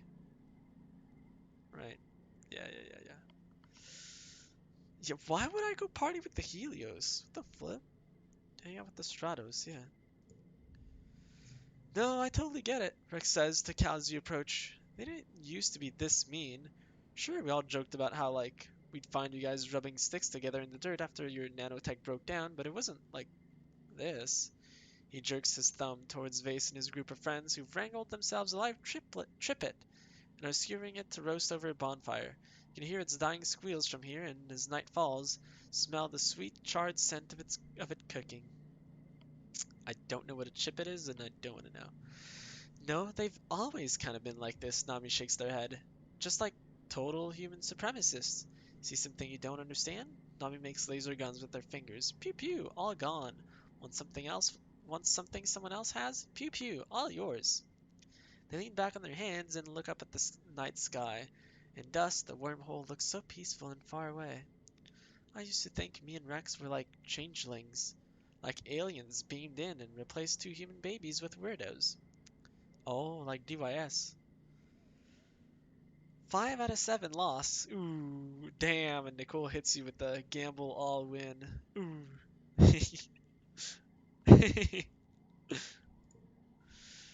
I don't think you're weird, Cal says, eyes wide. I think it's really great you two don't act like Helios. We are Helios, though, Rex replies and Nami nods. Some people dancing around that bonfire of Stratos. It's not about how we were raised. How you were raised. It's about the choices you make, Nami finishes. No one is just a good person or a bad person. Only bad people think they always make the right choices. Damn, that was deep. Wish I could hang out with Tang, though. Dancing and feasting continues well into the night while you pass the time with your friends in the peaceful faction. Knowing that the whole colony isn't into being soldiers and fighting Lum's war on nature makes you feel less alone. But you can't stop thinking about the governor's eyes as he crushed Utopia's hand today. As long as he's in charge, does it matter what anyone else wants? Yeah, I don't know. The week after Vertumnalia is one of the hottest since you landed. You're supposed to take time off for a much needed break, but it's just so humid and awful and tempers are short. Shortly after the festival, you start seeing graffiti cropping up everywhere. It seems that a lively, if not particularly civil, conversation between two factions is being held on the flat surfaces of the colony. I mean, I'm already at 100.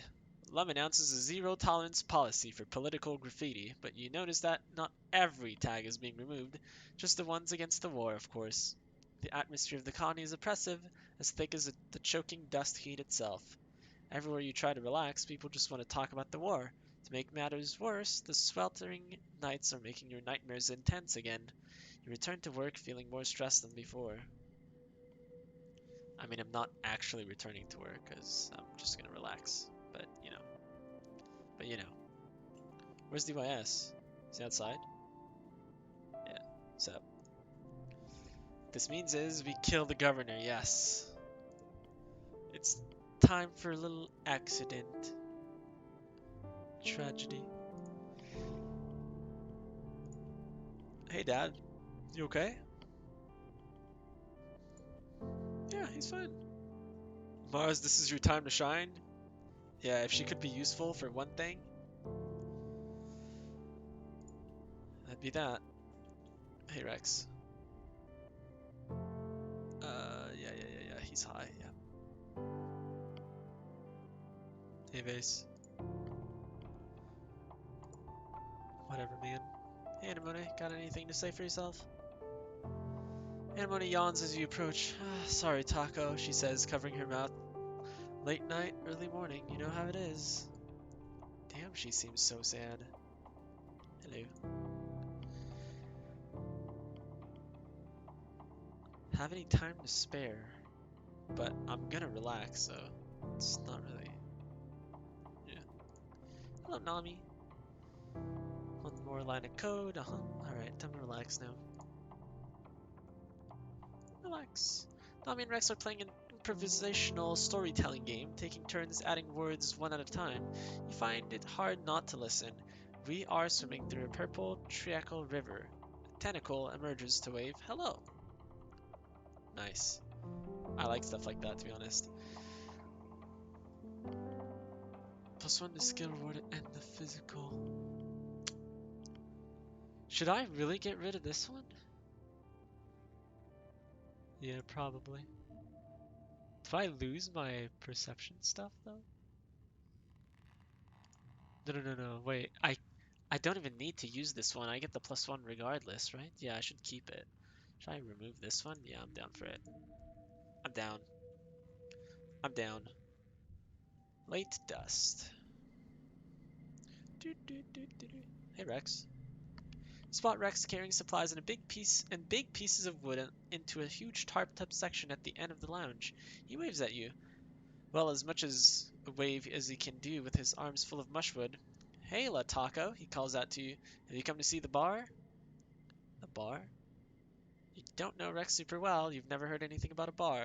He gestures to the tarp. My bar, he says. I've been working on a special project ever since I joined the construction crew. The colony needed a place to cut loose, you dig? He looks up at it, beaming with pride. I think it's about halfway done. You take a look at what you can see. Rex has kept it all pretty well tarped up and hates letting people inside to peek, but you can tell it's big. Perhaps a little too big. Ambitious, maybe, for a first solo construction project. But Rex has had a lot of help from his crew and from the whole colony. He'd have to be able to find enough wood. I'm sure it'll be great. Rex comes over to you and slings you into a one-armed hug. Just seeing you makes me super energized, he says. I can almost hear the music now.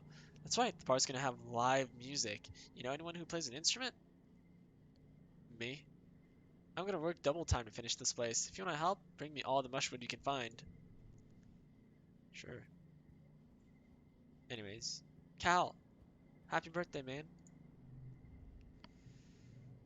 Cal's sitting cross-legged on top of the gardening shed, his face turned towards the sun. He cracks open one eye when he realizes you're watching him. I like to spend a little bit of time every day communing with the planet, he says, smiling down at you. I think it's kind of important to think about why we're here and what we're doing, you know? Yeah. Would you like... What do you like? Cakes? Blue bobber fruits? I see. Well, I have a log. Cal accepts your gift with a genuine smile. Thanks for thinking of me on my birthday, Taco. No problem, Cal. You're cool. Uh-huh.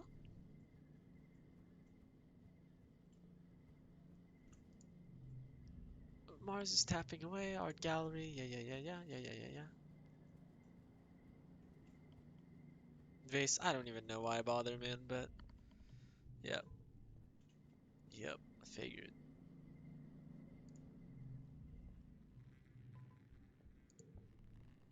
Damn, Enemona's freaking out. Not seen my brother in some time. Uh-huh. Hello, Nami. Topia's so cool. Yeah, she is. Her hand got crushed. It's so sad. Oops. Hey, DYS. DYS kicks a piece of litter, sending it skittering across the barn dirt outside the colony. Tch, he hisses. Typical. Everywhere we go, it's just garbage. Humans are garbage. Yes, yes, Mr. Edgy. Whatever you say. Hope your hand's okay.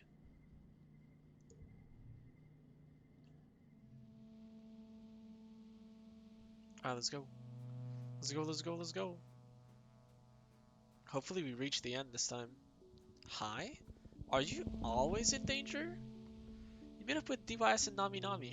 Or they're not, okay. They've stumbled upon something strange and are arguing over what to do with it. It's a big blue crystal, knee-high and warm to the touch.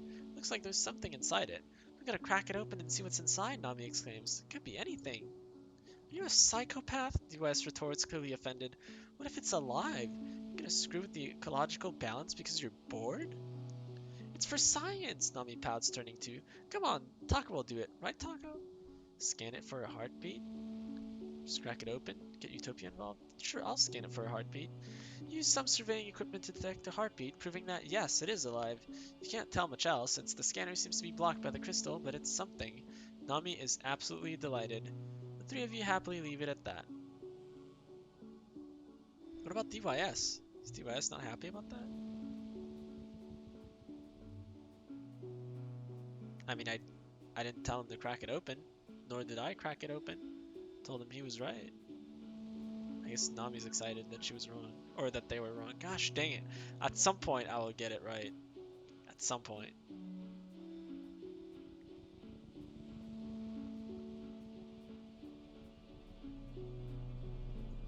Nice. And there's a flower up here. There's a flower up there. That seems kind of pointless. Wow, I grabbed it anyways. Okay. Kind of a rebel. And one has to realize how concerning Vase and the Helios are right now, right? I think so, yeah.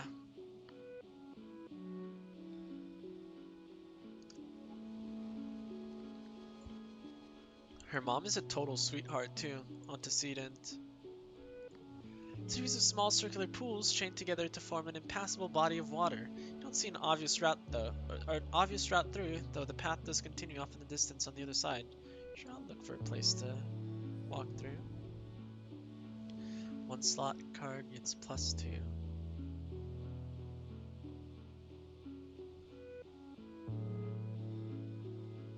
Dang it.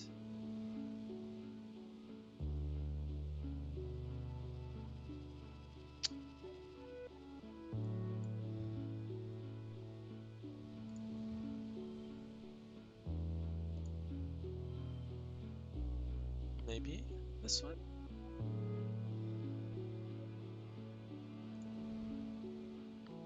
Oh wow, interesting.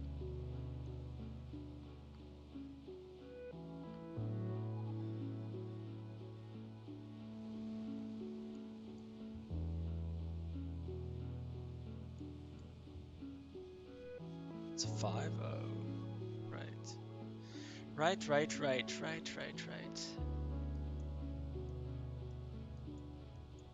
There we go. Except that I'm missing out on this one, but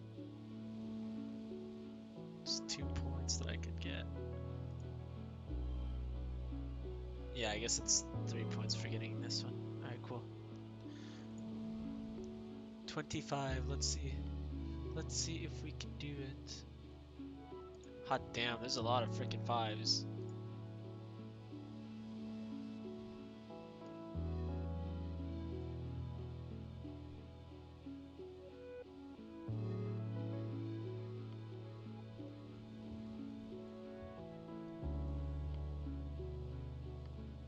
What? That's a shame.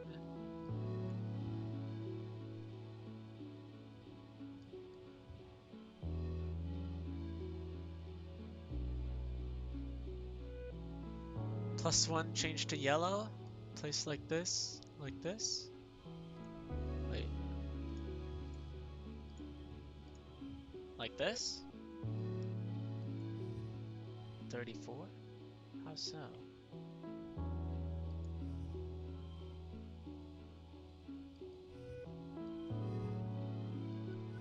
Because it's 4, 5. Oh, right.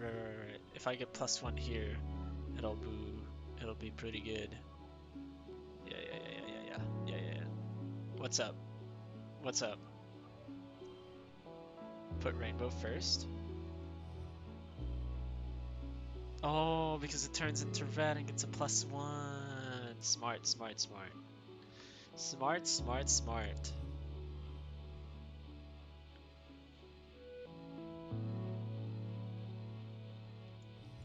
41, nice. Is this the best?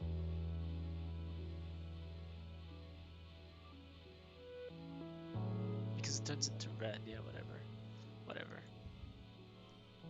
In honor of Tammy.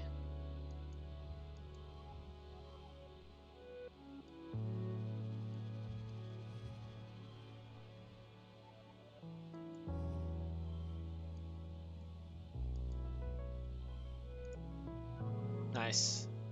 Good eye. I didn't realize. It's an air place where two pools meet that you think you can leap over. These little ponds look too small to house anything really dangerous. You hope. You approach the water's edge. Leap of faith. You make it over the narrow gap. Nice. You feel empowered.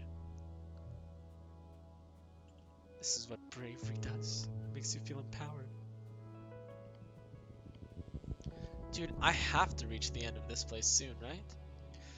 Spark snow is driving down and visibility is poor. You can barely see your hand in front of your face. Yes, we'll find our way through. This is easy. Our perception is 94. Wow. Alright, get rid of this card, please. Please. +1 to physical.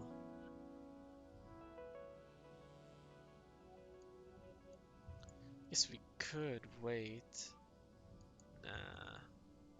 Nah.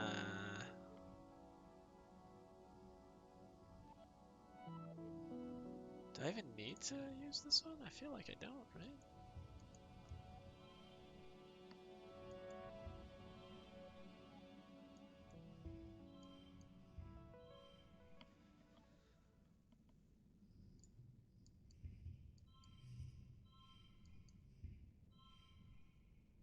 23. And my other option was this. 22. Okay, cool.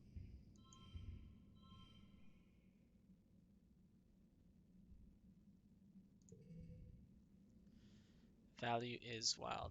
This one is really good here, right?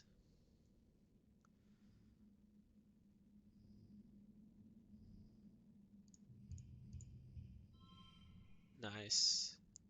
Nice. Except that.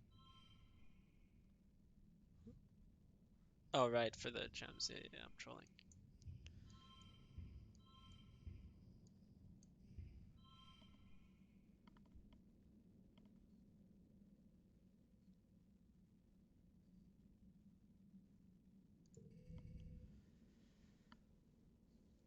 Let's see. Is a 4. Do I have any gems? No, so 4, 5. Don't have a 6.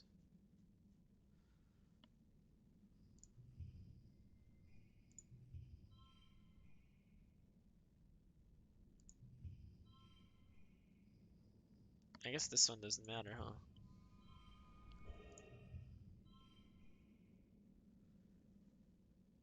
Jeez.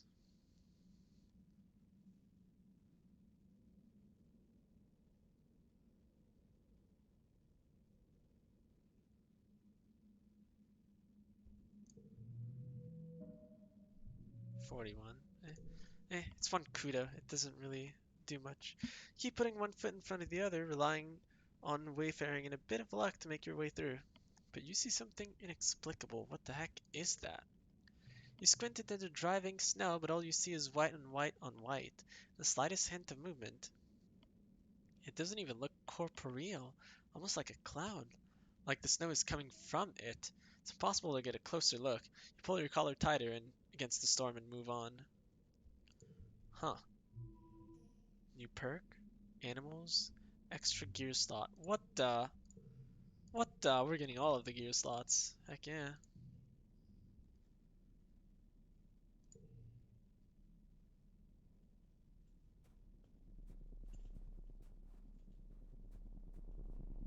Oh, here it is. I didn't even see it. Only my character's perception is good, not mine.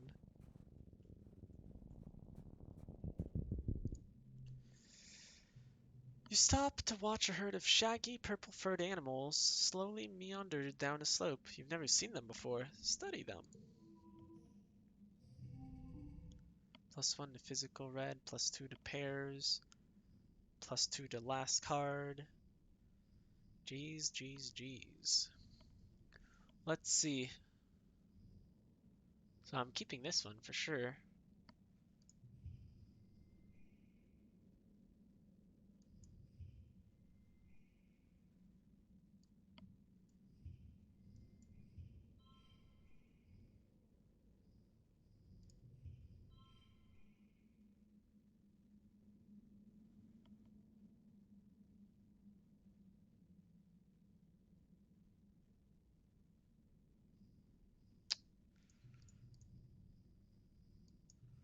I can do better. I can do better, surely. Surely, right?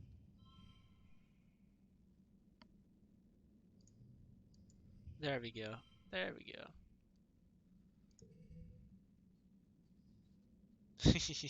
Interesting.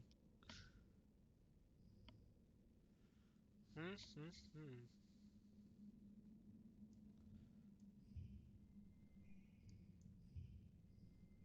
How's it 10? Oh, right.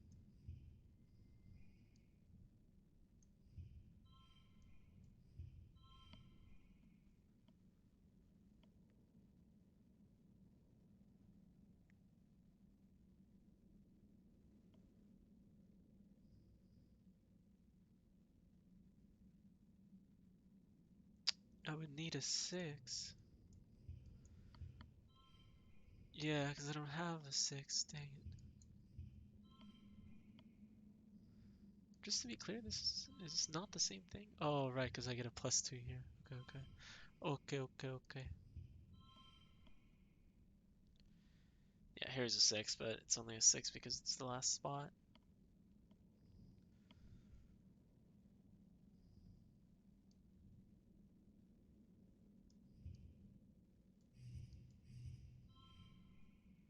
$30? Oh.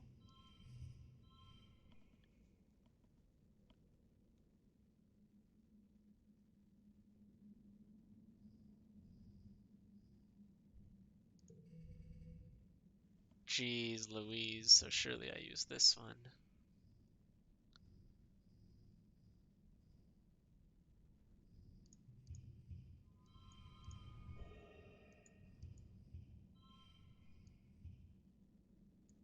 Alright, this is getting a plus whatever.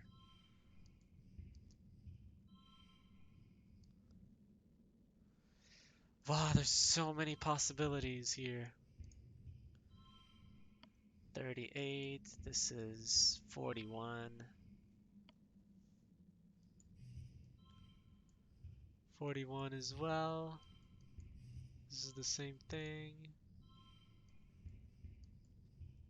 41 as well. Pairs?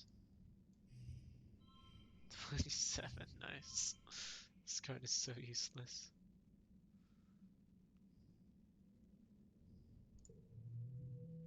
Dang it, 44, jeez Louise. The creature's fur is like grass, so they must be a kind of photosynths, an animal that gets part of their energy from the sun. They couldn't be arborescent photosynths, bush bubs, because they've got branches growing out of their heads and backs. You check your survey journal. It says bush bubs are common here, but they're smaller, solitary creatures. So, nope. And they're too small to be balneal photosynths who don't usually leave the water. Found a new species. Oh wow. Maybe. That'd be cool. You decide to name them just in case. You look at them through your holoculars at maximum zoom. You can kind of make out that they have super long jaws, a huge underbite. You name them. I name them.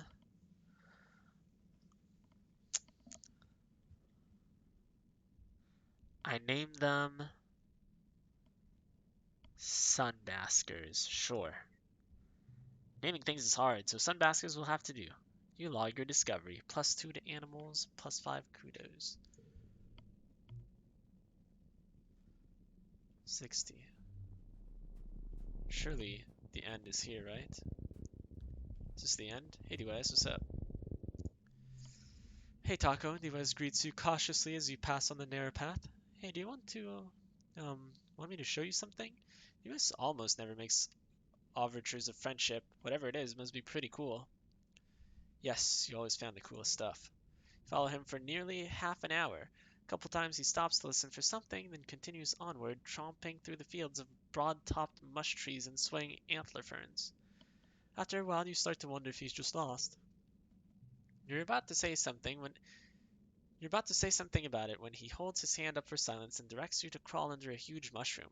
On the other side, you have a view down to one of the perfectly round ponds. Taking up most of its taking up most of it is an enormous Xeno, its legs deep underwater. It's a ball eel, DYS tells you. They live in the swamps. You don't usually see them here. This one seems totally at home. It dips its long neck and even longer mouth into the pond, sucking up water from the bottom and spewing it out of a spout at the back of its head. The spray of beautiful turquoise water sparkles in the sun. Tiny, colorful, bird-like creatures dart around it, catching the tiny fish that come spraying out. Sit and watch carefully, quietly. What is it doing? We should kill it? No, okay. What's it doing? I think it's eating the mud, US says. There's something really, really tiny in it. You watch for a while. It sure eats a lot, he adds. Wow. Wow. Okay, surely. There we go. There's a deep, perfectly circular pond here, filled with clear, crystalline water. Small, transparent creatures like jellyfish bob around in it, rippling with iridescence. Device is with you and in a characteristically bad mood, despite the jaw-dropping beauty of your surroundings. He plops grumpily down on the bluff to watch the water. Watch with him. You aren't watching for long, as when a tentacle reaches up and plucks one of the jellyfishes from the swarm, dragging it down into the depths. Some massive Xeno must live at the bottom of this pond. Fascinating. As you watch, it plucks two more. It seems to prefer the larger, older ones. Maybe it's like a farmer tending to his flock, or just a very sneaky predator. You take some notes, particularly that you should think twice about swimming in any of these ponds. And then my next option, go swimming. Nice. I will stay clear. You're too busy to watch a boring old pool, and you've been warned to stay away from the water anyway. He sighs and gets back up to follow you. Huh? Huh? Wait, I have to do something here? I, I don't, I don't want to go swim. Why would I take a nap? So relaxing. You take off your shoes and soak your feet in the water. You're dozing off until a tentacle grabs your ankle and pulls you into the pool. Yeah, of course. You flail your arms, fighting the gentle pull of the tentacle. DOS watches from the shoreline. You think he's frozen in shock, but when you call for help, he only frowns in thought. DOS, help? Help? This moves closer to the pool. Panic doesn't help, he mutters. Calm down. Just calm down. See? You stop flailing and the tentacle stops pulling. See, it's not pulling you under, DOS says. It's just checking you out. Oh, boy. I don't know, take a nap, yeah. After a while, the tentacle releases you and disappears into the depths. DOS helps fish you out of the deceptively deep pool and helps wring out your clothes. Say nothing. Don't do that again, US says, sounding furious, actually. If you drown in there, it would have been my fault. Don't ever do that again. You realize he's upset because he cares about you in his way. You mumble a thank you and grab a towel to dry off. Keep exploring. Wow, we're done. We made it. I don't know why it forced me to have that thing happen, but alright. Alright. I guess I'm gonna go home. Yeah, I guess we go home. Go home. Trauma build character, that's why. Nice.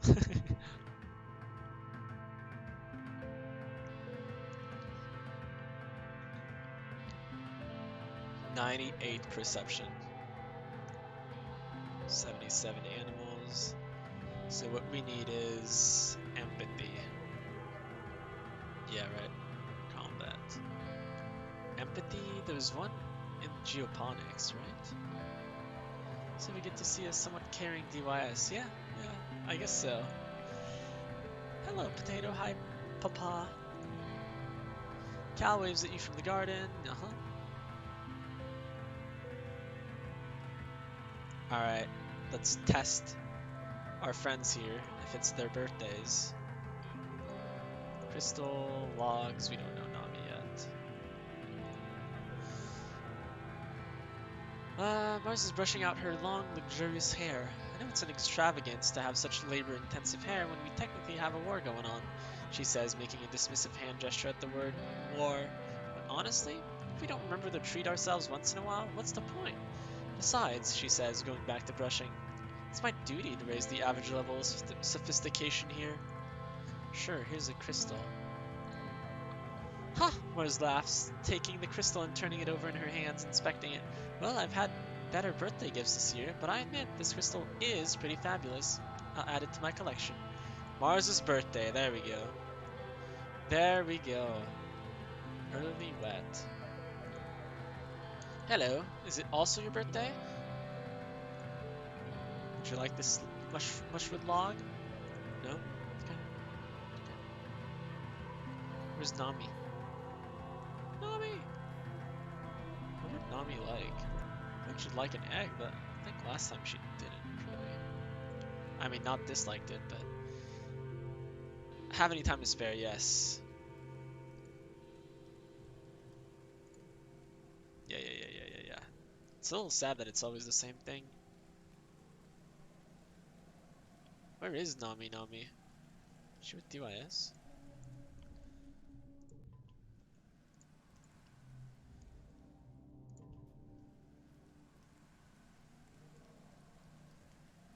Oh, are they with DYS? Gosh dang it. Um, let's see. Would you like this yellow flower, maybe? No? Okay. You leave the front gates and see DYS talking to one of the senior surveyors. He listens intently to their instructions, and the surveyor hands him a satchel of instruments and claps him on the shoulder before walking away. DYS turns to you. Hey Taco, he says. He hikes the satchel on his shoulder and gives you a shy smile. It's still kind of weird to be allowed to be outside the walls. Oh boy, I'm real late on that.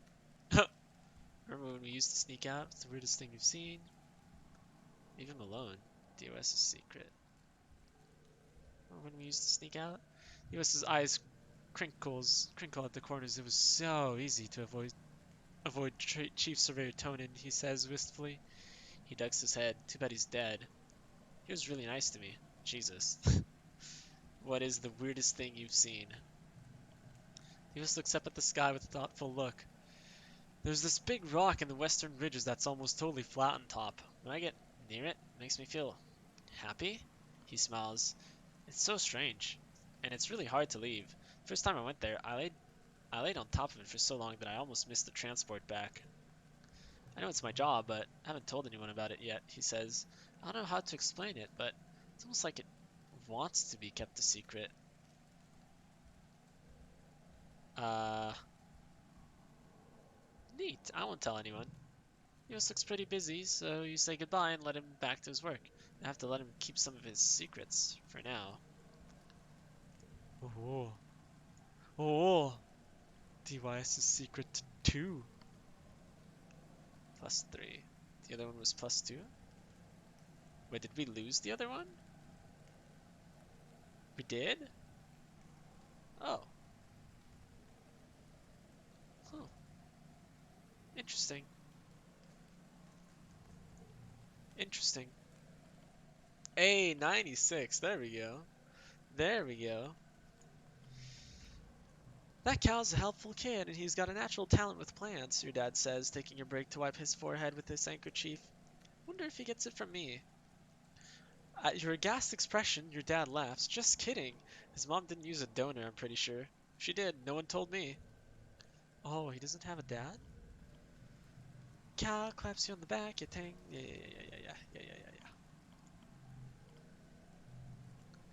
Shovel dirt. What I want is empathy. Empathy, there we go. We're working with the bristle slugs this week. There's a whole herd of the slug-sealed porcupine beasts, lumbering through the fields and rubbing against their scratching posts. You can walk right up to them and they don't mind at all. You empty the berry-catching buckets and sort through the berries, picking out loose stones and planting any that have sprouted.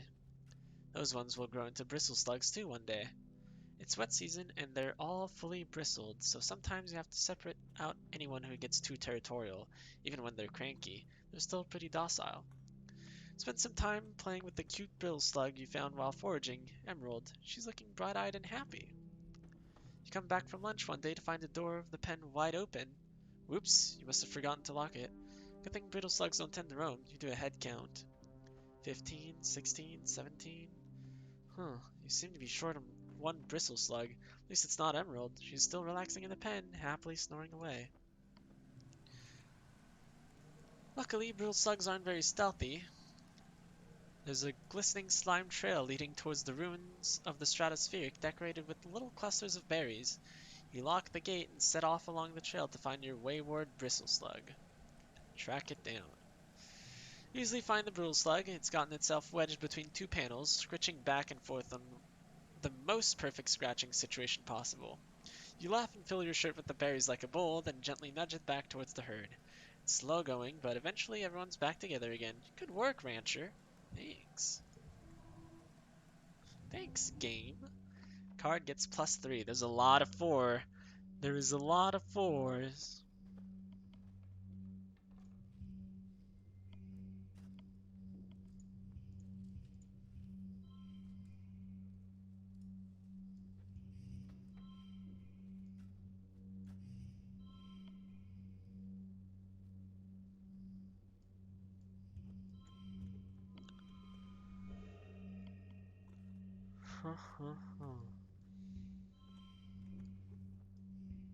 Oh, I should have swapped this one out too.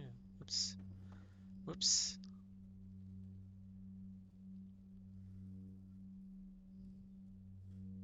A 9. 4, 5, 6, 7.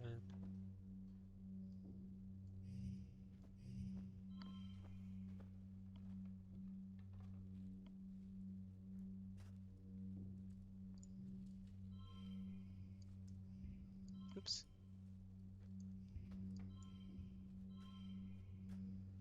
Alright.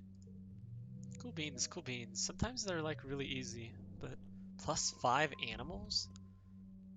Oh, it would be +3, but then I get +1 from challenge, +1 from... I see.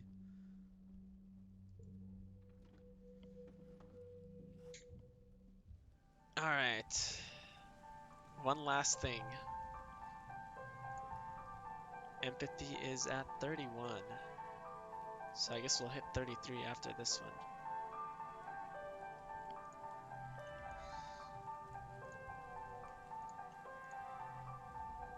Being outside the walls is incredible, Levi says, then lets out a big sigh. There's a freedom out there I've never felt ever in my whole life. He shoulders his backpack and looks out at the wilderness. When I'm back at the colony, all I care about is when I get back out there again. I get you, man, I get you. Yeah, let me swap out this one. Hello. This message to Vase. Yeah, sure. You're like right next to him, but yeah, sure.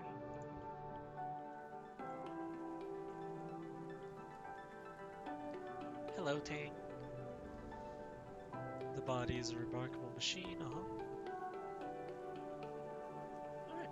Oh, wait, I forgot these two. It's only you. Yeah. Hello, Mars. Gallery here. Yeah, yeah, yeah, yeah, yeah, yeah, yeah, yeah. What is our friendships looking like? 43, 67, 98, 61, 38. Hmm.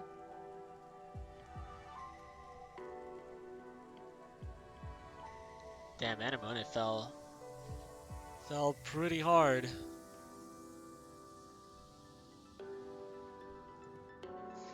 With every shift in the kitchen, you think of your mom. She died so that you could have this food. You'll never forget that sacrifice. Man, man.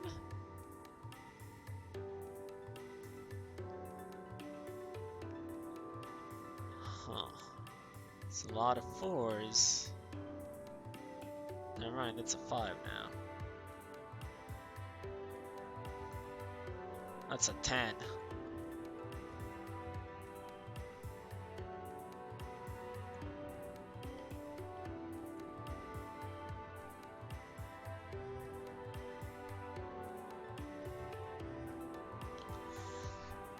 46.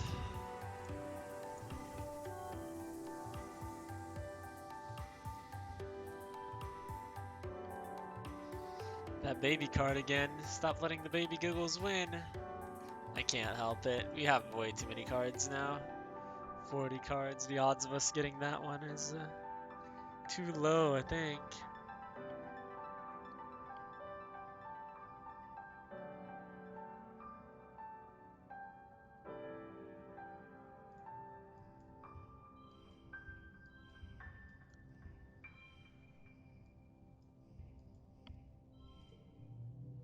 Oof. Missed 1 point. Doesn't really matter though.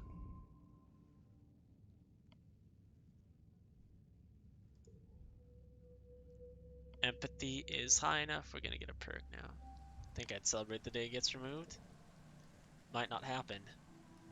New perk. Spa. Pay to remove cards in the quarters spa. Well, Romo? Well, Romo?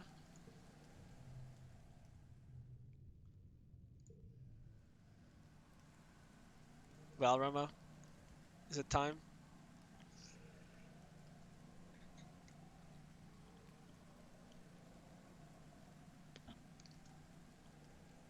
It's time for 50 kudos.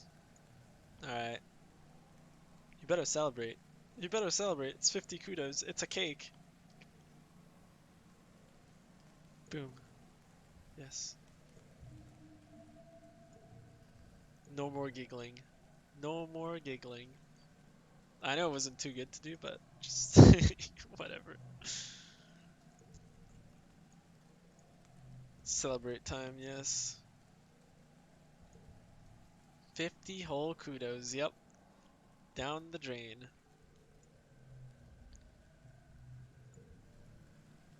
We're gonna yeah, no, we're not relaxing this one. We're relaxing the next one. Did you know there's a card which you cannot forget? Really?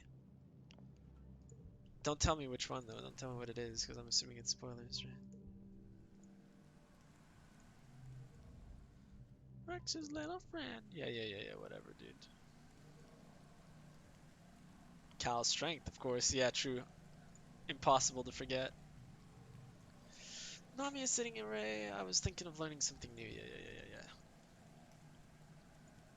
You didn't have to. I know. It's just for the funds, for the shiz and giggles. Am I right? Ayo? Am I right though? No, because that card was like named giggling. No. Okay, it's fine. It's fine. Help with the animals. Wah! We have animals 80. Jeez. Your dad is running some kind of test on the Trippets. Oh, that's a Trippet? I see. He's playing different chords and trying to see if they have language, or are they just making instinctive animal calls. You help him by holding up random objects and trying to determine if their sounds map to any understanding of what they're seeing. They're either saying kill all humans or Linguini sports ball, your dad says, staring at the red out on his hollow palm. I just can't be sure. Huh. That's interesting.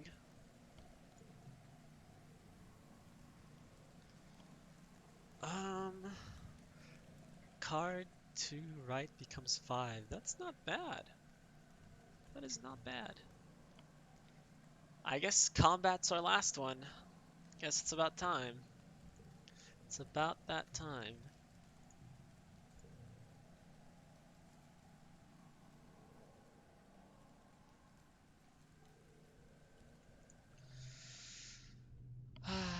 Apply for guard duty, sure. Report to Security Chief Rhett about guard duty with the defense squads. Ah, you're back, Rhett says. He walks over to face you. Not many original colonists want to step up for defense duty, not like these Helio soldiers, he says. I've been trying. The rest of the council might not agree. It's necessary to recruit children, but they haven't seen the things I have. So, did you find your courage? Sure. Rhett smiles. It's not a happy smile. But do you have what it takes to survive? I feel like I don't. I just don't want to be a soldier. Find what it takes. Red shakes his head. You're a greenhorn, kiddo. No shame in it, but I won't enlist someone who can't handle themselves in a fight. Take some self-defense classes, then come see me again. Sounds good. Yeah, it's still there. Defense training, +2 combat, +3 perception. I'm assuming this is like the only place I can get combat training, right? Probably. Probably. Except like outside, of course. You and Anemone are practicing judo moves, chucking each other into semi-deflated poof shrooms, which have been set up like mats. You're learning to throw, but also to fall properly without getting hurt. It's pretty fun. The enormous mushrooms are surprisingly springy and bounce you right back up. Get fresh with Anemone. Wow. Wow. I will focus on learning. Anemone is like super serious now, so take training very seriously, and so does Anemone. You're a good match for each other. Well, she's so focused, but she doesn't seem happy. Maybe she's throwing herself into this too hard, trying to live up to Calm's memory. Maybe she's just scared of dying like he did. I wonder what she would have done if I did something funny. +3 to straights. Okay.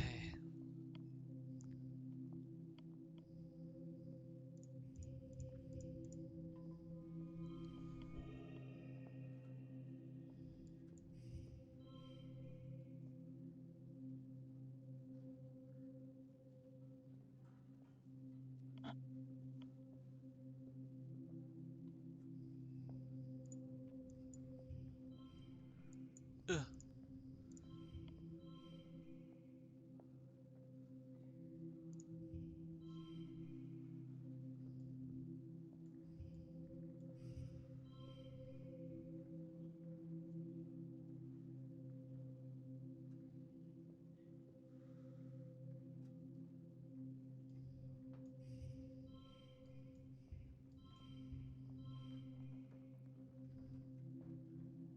I could use this one, but yeah, that won't work.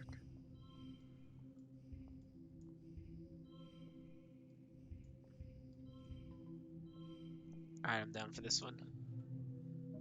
61, jeez. Jeez. +4 combat. At 41, I can challenge Vase. Yo, Vase, bring it, buddy. Bring it. Bring it. I always knew the attacks were coming during Glow. Why weren't you Stratos better prepared? That's just common sense. Yeah, well, I challenge you, Vase. I challenge you. They suggest a classic Helio test of grit, punching each other in the stomach until one of you gives up or passes out. Builds character, he says, tapping up his knuckles. His bicep glistened menacingly. Did any Helio ever think of putting up a piece of metal under their shirt, though? Clang! Vase's punch reverberates through the courtyard and he yowls and cradles his fist. He's surprised the person angry at his pain, but when you pull the sheet of metal from your shirt, he bursts out laughing. I win by default, he snickers. Don't be such a coward, Taco. Take it like a soldier. Still, you didn't get punched in the stomach, so that's a win in your book. I'm surprised he's okay with it. I'm surprised he's okay with it. What a fun test, I know, right? Late night, early morning. Yeah. Be careful out there, Anemone. I missed their birthdays! No!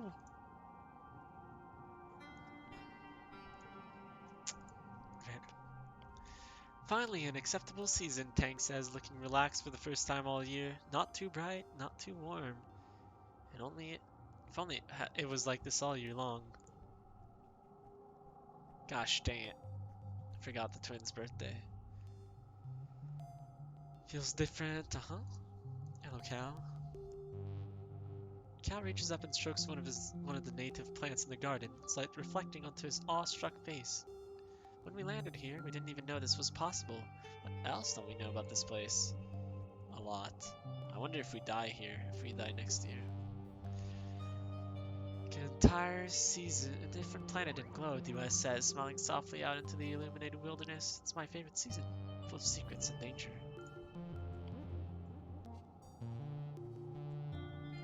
I'm assuming everyone else is inside, right? Yeah, it looks like it. There should be a crystal. Yes, there it is.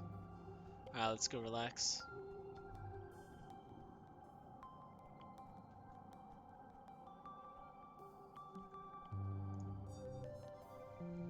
Relax in the lounge. Tangent often comes and finds you after work so you can hang out. Most of the time you get dinner together and then retreat back to the lounge for more relaxing. Even though you've been spending most of your free time rewatching the same holovids, watching them again with Tangent always makes it feel special. Aww. Aww.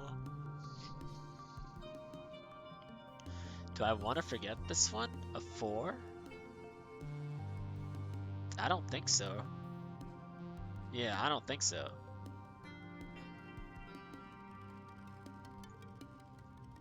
No, no, no. No, no, no. You're heading to bed when the sirens begin to wail, heralding the beginning of the yearly xenofauna attack. Outside your window, you see the soldiers begin to form up. This year, Anemone is heading up her own squad. You see her red hair bobbing along with the others as she rushes to defend the walls. Bravery 45. Watch it. Wait it out in your quarters, yes. You close your windows and pull the covers over your head, then you get a holocall notification from Mars. You join and find Mars, Tangent, Cal, Rex, and Nami already in the call. Hi. I can see everything from my bedroom window, Mars says. Nemi's got her own squad and everything now. Look at her go. Nemi. Cal makes a noise of discomfort but doesn't voice his opinion. Suddenly your room is rocked by an immensely loud shockwave, then by a wall of heat you can feel even through your closed windows. Keepsakes rattle around your shelves, some falling to the floor and shattering. Your hollow chat explodes with an alarmed chatter. What was that? Is everyone okay? There was an explosion, Mars exclaims. I can see it. Part of the wall is missing. There's monsters pouring in. Everyone starts talking in a panic. Uh-oh. Uh-oh. Let's find another baby card to forget. I think we might get one, yeah. Tang's cool voice cuts in. The explosion came from inside, she says. Congruence made the trajectory and damage calculations. The walls blew outwards, and there's fire damage on the garrison wall. She's quiet for a few seconds, then... DYS, are you in the call? Are you safe? There's no answer. You don't think he was caught outside, was he? Mars asks, but no one has an answer. You and your friends keep the call open and speculate on what's happening outside, supplemented by Mars's observations and Tangent's reading of Congruence's processes. Everyone is on the call except Vase and Anemone, who are defending the colony, and DYS, of course. Can't shake the dark feeling you get when you think about him. Someone set a bomb inside the colony, near the garrison. You only know one person who could have done it. What? Wait, what? Huh?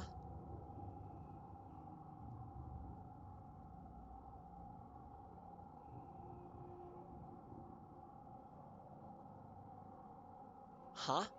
Someone blew up the wall?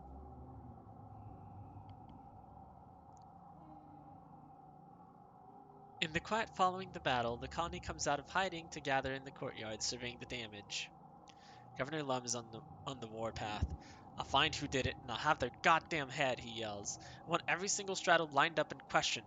Those were our explosives. I want to know who set that goddamn bomb. You and everyone from the Strato are hauled aside and questioned on your whereabouts prior to the attack. Everyone, that is, except DYS. He's nowhere to be found, dead or alive. What? What? Are you serious? He's gone?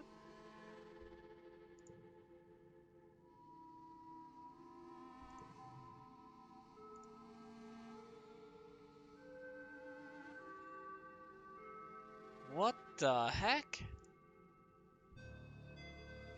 Disappeared after an explosion? Wow. There's 3 people missing. Wow.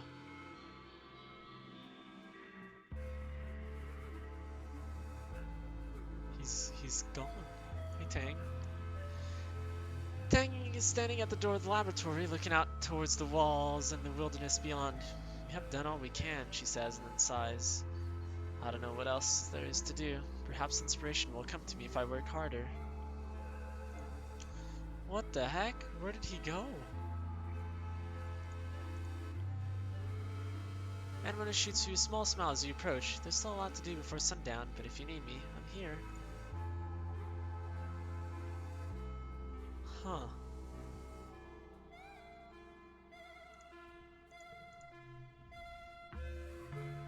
Mace is about 2 clicks removed from flat out ignoring me. Go bother Rex if you like him so much. Yeah. You know me. Nami is perched up on a fence, swinging their legs as they watch colony life go by. Hey, Taco. They say with the waves. Sometimes it's nice to just sit and take a break. They pat the fence beside them, and you haul yourself up. How you hanging in there? Nami asks. Me? I'm doing okay. I think other people have it way worse, so I just try to keep it light. Sure. Who did you lose? DYS. We lost DYS. He's gone. Disappeared after an explosion.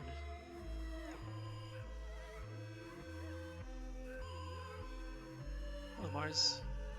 Mars surveys the colony walls. I do hope it'll be enough, she says quietly. I just can't help but feel like we're capable of more. So this is the last year. I'm 19 now. Cal is standing in the middle of the garden, looking out towards the wall with a critical eye. Almost 9 years here, and we still haven't figured it all out, he says, then sighs. I tried, Taco. I really did. Still think there's hope for peace with the aliens. Just wish other people thought so too. Hey, Papa. Your mom's garden,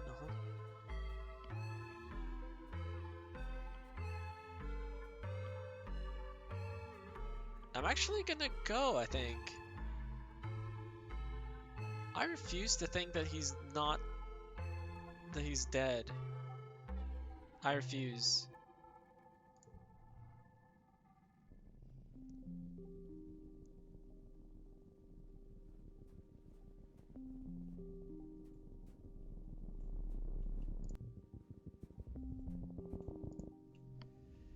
You come across a float cow that seems to be ill. She's floating upside down, a meter off the ground, kicking her. Yeah, we've seen this, right? Figure out what's wrong. Milk the float cow. It's hard to milk a float cow that's upside down. She struggles and kicks her legs at you as you try to flip her over long enough to get the udders. But thanks to a combination of might and empathy, you manage to calm her down. She's still sick. Milk's supposed to collect in her lower udder, not her gas bladder, but at least she's balanced now and she has a chance to get well on her own. Nice.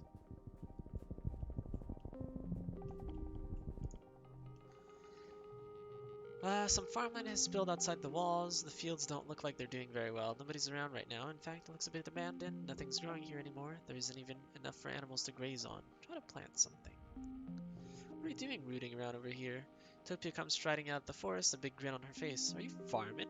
You're in the wrong place. These fields haven't been worked in years. Everyone's moved inside the walls, sweets. She kicks a cloud of gray-pink dirt. Soil's just not good enough out here for growing earth crops. Besides, the animals get to it faster and we can chase them away. Try reporting geoponics if you'd like to help out. Those 2 biology, sure. New perk. Avoid blocking events. Slip past all path blocking explore events. What the? Are you serious? I can just walk by? Oh my god, what? Wait, I can just explore everything and find DYS? Wait a minute. I'm gonna find him. I'm gonna find him. A dab, oh no. You let your girlfriend's bro die? I don't know if he died. There was an explosion at the wall that came from inside, and we think maybe DYS did it. Here's your dab, Sugary. Here is your dab. Ooh, here you go. Why am I dabbing though? Is it because DYS is gone? Is that why? That's fair. Think what I know, Taco? He is dead. No way! I will find him. I refuse. What is this? He might not be dead. I hope not. I like how I can just walk past everything. It's so weird. What? Hello? You hear a sad hiccuping sound and follow it to find a sick Hopeye. It's hunched down low, its foot completely nestled under its body, shivering uncontrollably. Its enormous eyes roll around in confusion and fear at your approach. Oh, I can take a pet! He is dead. Taco can find him. I can find him. I will find him. Ugh. Let's see.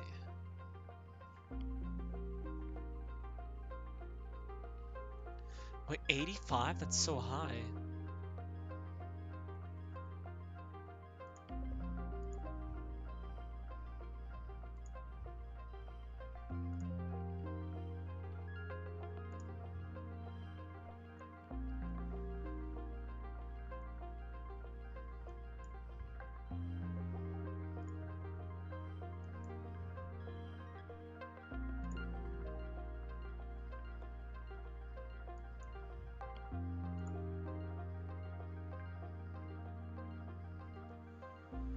Won't go into the details, but Taco will not find him. I'll still try. I want to pretend as if I didn't know.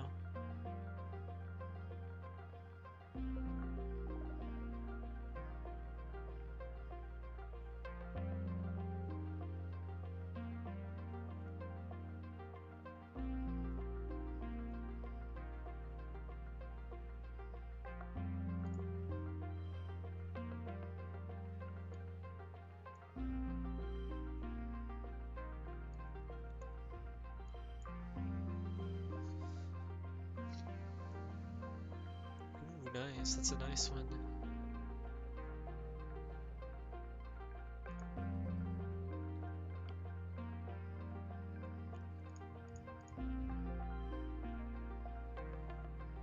Oh, cause that. Wait. No, why is it +1? From Dad's Love? Oh, I see.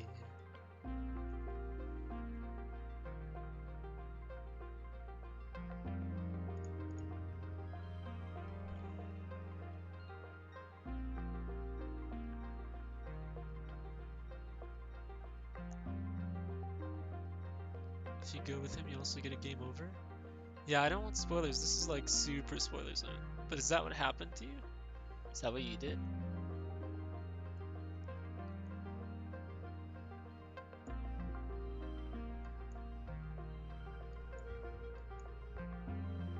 Yeah, I mean, sure. It doesn't really matter at this point.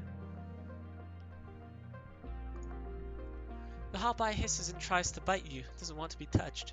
You throw your jacket over it, then carefully pick it up and put it in your pack. You crack the zipper a bit to give it some fresh air. Dad helps you make a little nest for it in an empty part of the geoponics barns. Every day you bring it food and water and gradually nurse it back to health. Cal takes an active interest in the recuperation. Tokyo says that Hopeyes don't really have a gender, he says as you're watching the pen together. Maybe she said they're both? And they're really social. So what are you gonna name them, he asks. Um...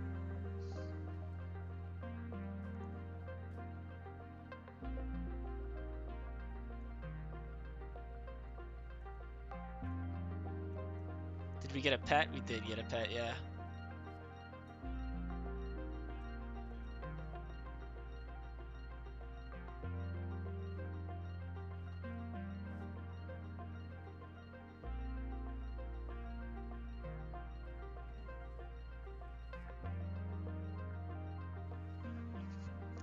Optimus Prime and Hop Solo are good names, to be honest. Yeah, those are the two I'm looking at.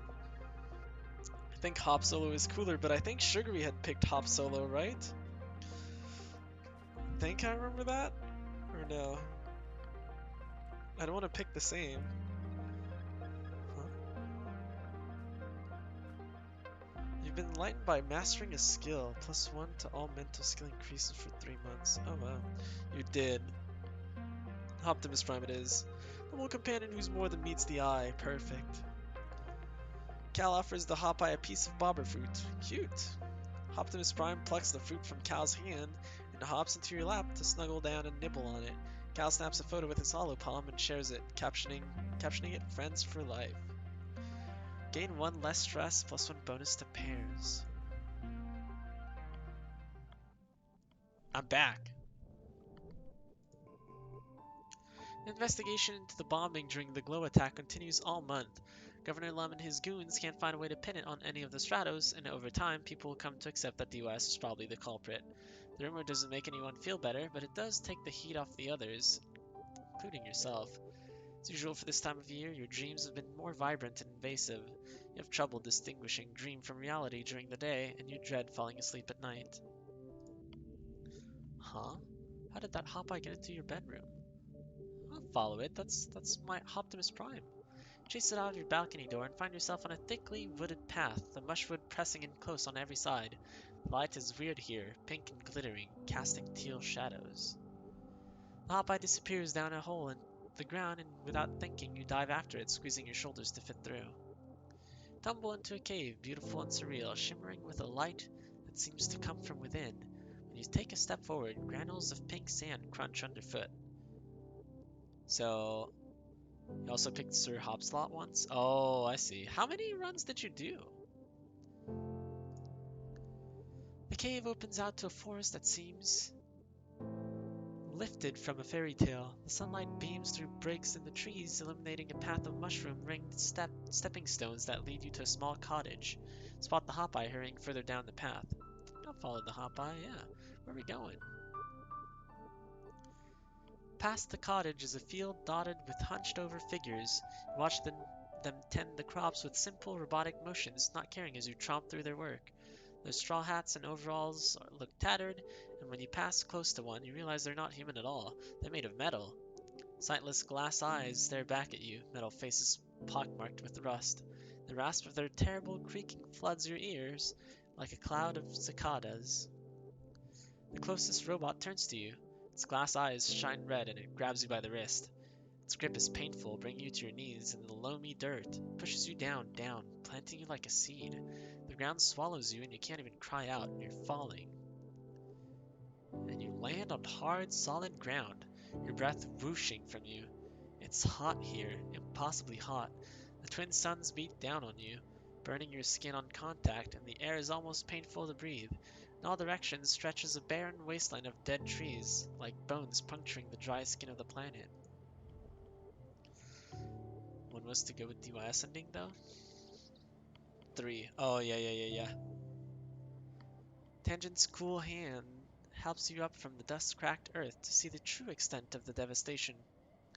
Everything is dead, Tang says, her voice hollow. Everything. Why didn't someone stop us? Why didn't someone stop him? Him? Who's him?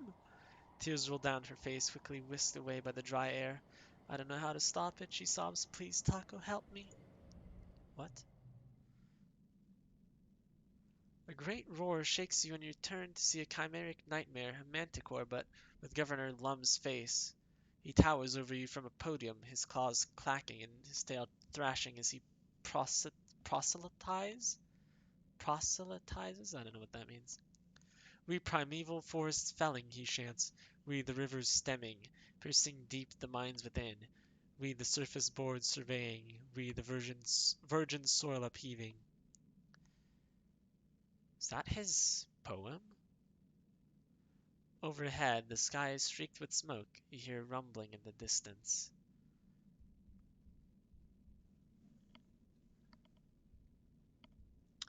I think I'm gonna stand to face it just because Tang is asking me for help. You plant your legs and refuse to look away from the beast. With a yell from behind you, Mars appears and swings a sword made out of light at the Lum abomination. Its head rolls across the dirt, but it continues to speak. You turn from the scene and walk away, feeling the memory of it cling to you as you push and claw your way through another reality. You stumble forwards into a dark, glowing forest. Blessedly cool air brushes your cheeks, thick with moisture and making your face wet as if you've been crying. The path wends upwards, flanked by humanoid figures carrying candles. Some are wearing robes, some armor, some lab coats, some enviro suits and formal wear. Some are elderly, some are barely 10 years old. All turn to look at you and you realize with a jolt, they're you. Oh god, the timelines are converging. Uh-oh. Every single one of them is you. You see yourself reflected in their eyes as they gaze upon you dispassionately, a line of possibilities stretching out as far as you can see. The hop eye crouches between the ranks and gazes solemnly out as you pass. You walk steadily upward, feeling their unflinching gaze follow you. Overhead, the wormhole hangs in the sky like an overripe fruit, bending with heavy branch of space and time towards you. It's so close, you feel as if you could touch it. You stretch your hand out, seeking. You wake up. Milky, quiet sunlight pours through your window, flakes of bromide snow piling up against the glass. You feel as tired as when you went to bed. It's your birthday, you're 19 years old, only one more year as a teenager. Insomnia. Lack of sleep is making it hard to think. I see, so it nullifies this one. Wow. Roll the 4. Damn, what's the score now? 6 out of 8, right? 6 out of 9 that you lost? Ooh, rip the gamble all. Rip.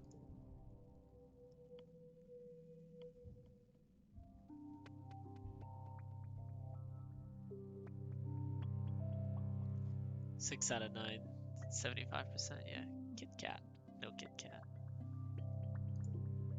Oh, hey, little buddy. Just following me around? Or... No? No? Oh, yeah, it does. So how does this buddy work? I see I have to equip it.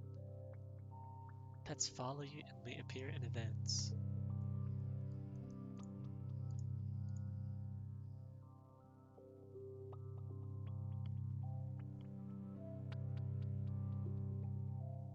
Is that really that great? I wonder.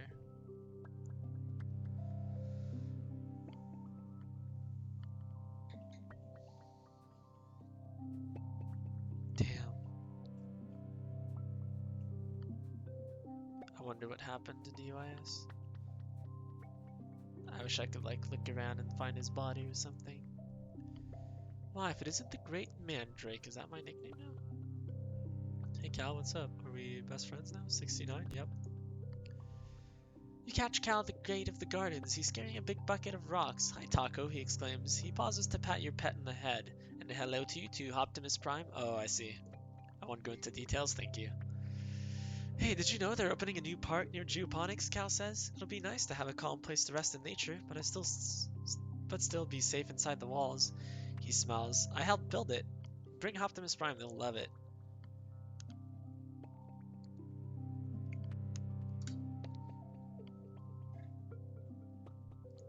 I see. This is I'm really late on that one, right? Pretty sure I'm just really late. Relax in the park.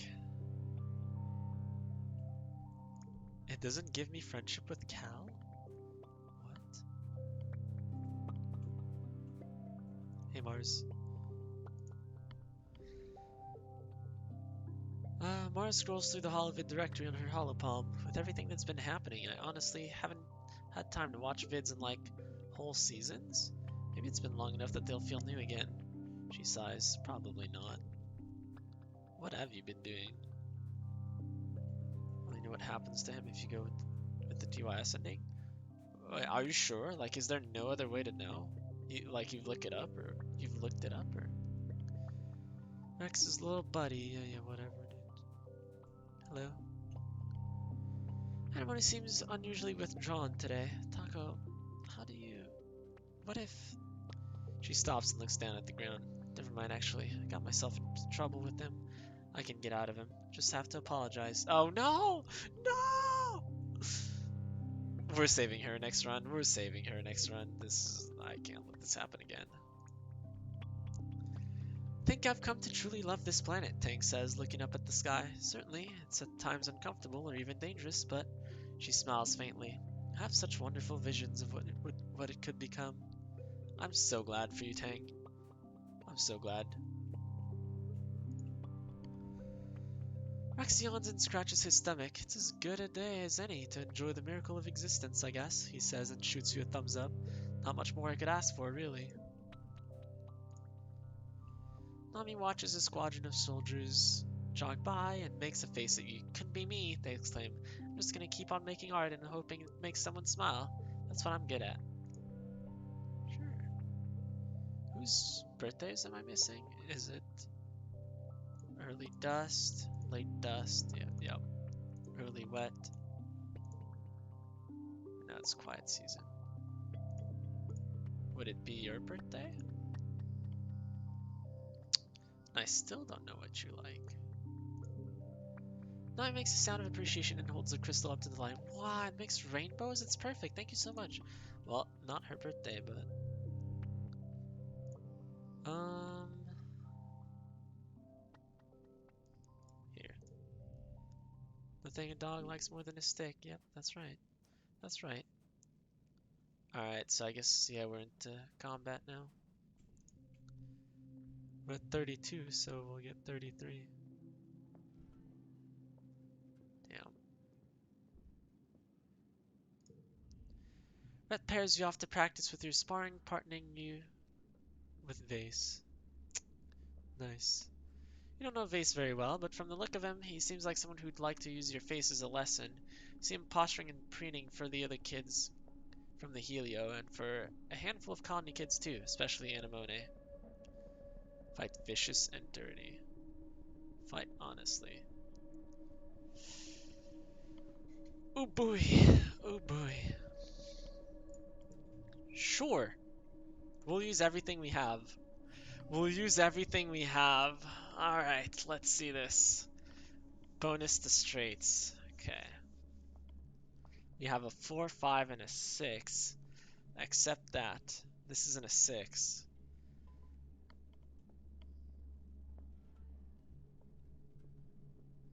What about a 5? Oh, it's a 7. It's a 9. 7.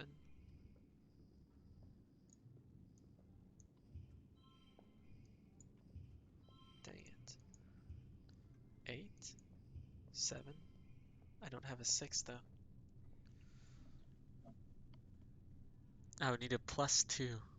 Add +2 to a card? No, I need a +1. What am I saying?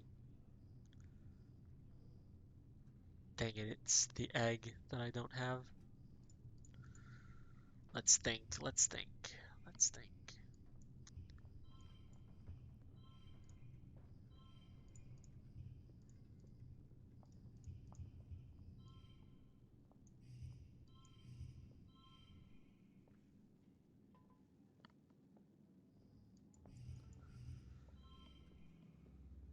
I think maybe this is fine for now. Keep the reds for another one.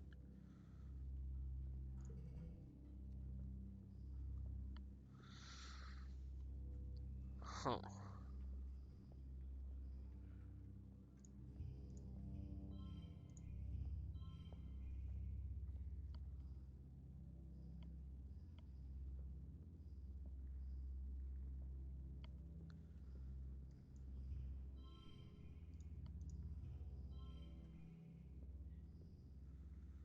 Right, I see. +2 to a card. I would just need a +1. 4, 5, 6. Wait, 6 is what I need. Okay. 53. Let's see.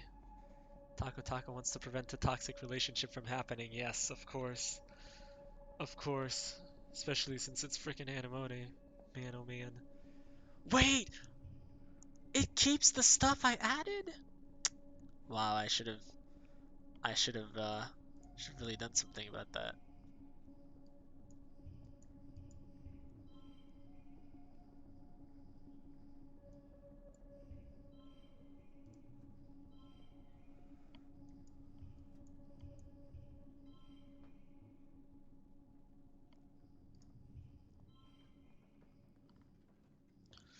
Okay, okay, okay, okay, okay. Let's see what we have.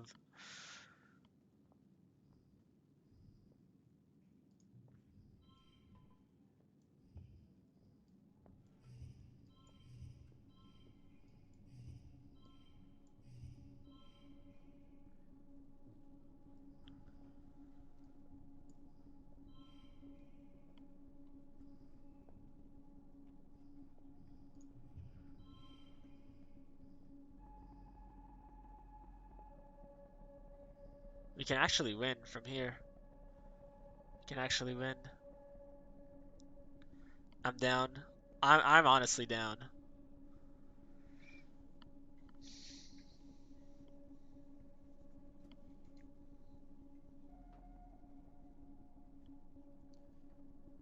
It's just that at this moment, every point matters.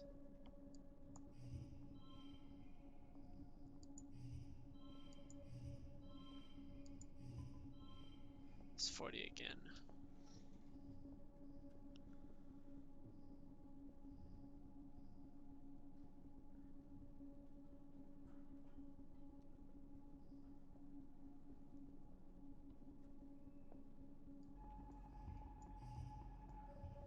This is 41 somehow? This is 46?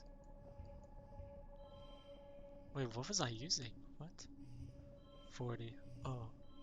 Oh, because it's 6, 7, 8. Nice, nice, nice, nice, nice. I didn't even notice that.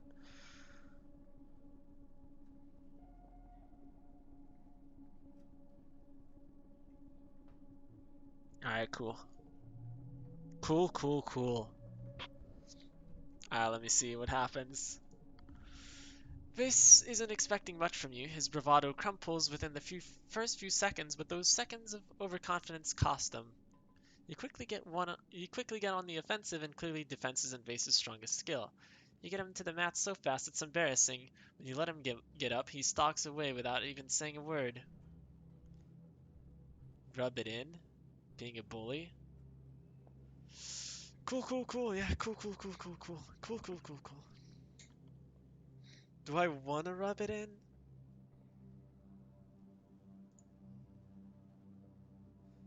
You know what? Rubbing it in is just isn't me. It's not me. I'm not down for it. Yeah, I want to be better than him. I want to be better than him. I'm a gracious winner. If Vase wants to play it like that, fine. Maybe he'll think twice before mouthing off again. Yep. Yep. Yep. That's right. That's right. +2 combat. Ooh, I got a perk. I got a perk. Late quiet. Shop weapons. I see. It'd be nice if we had, you know, 50 more kudos, but all good. The sports ball +5 toughness. Tase gloves +20 combat. So they're a better version of the taser gun. Drone rifle +50 combat. Autoplay best hand. What? -2 to cards. That's so interesting. Huh.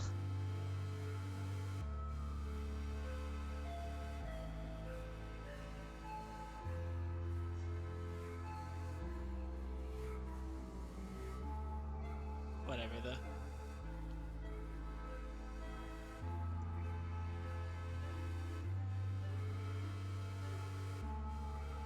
Yeah, I'm at 83 stress. It's so weird.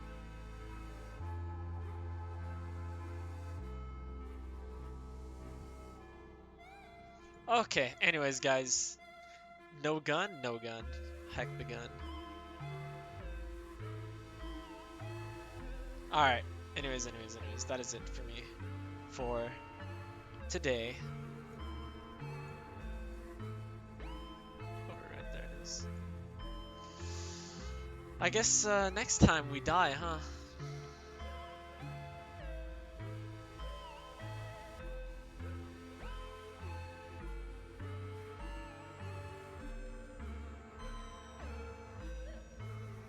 I'm pretty happy with this run. Pretty happy. I know it's not over, but Monkus, yeah, I know. Can spot those one for a click away. Know all sorts of things about animals. Yeah, I started over here and then it all went in this.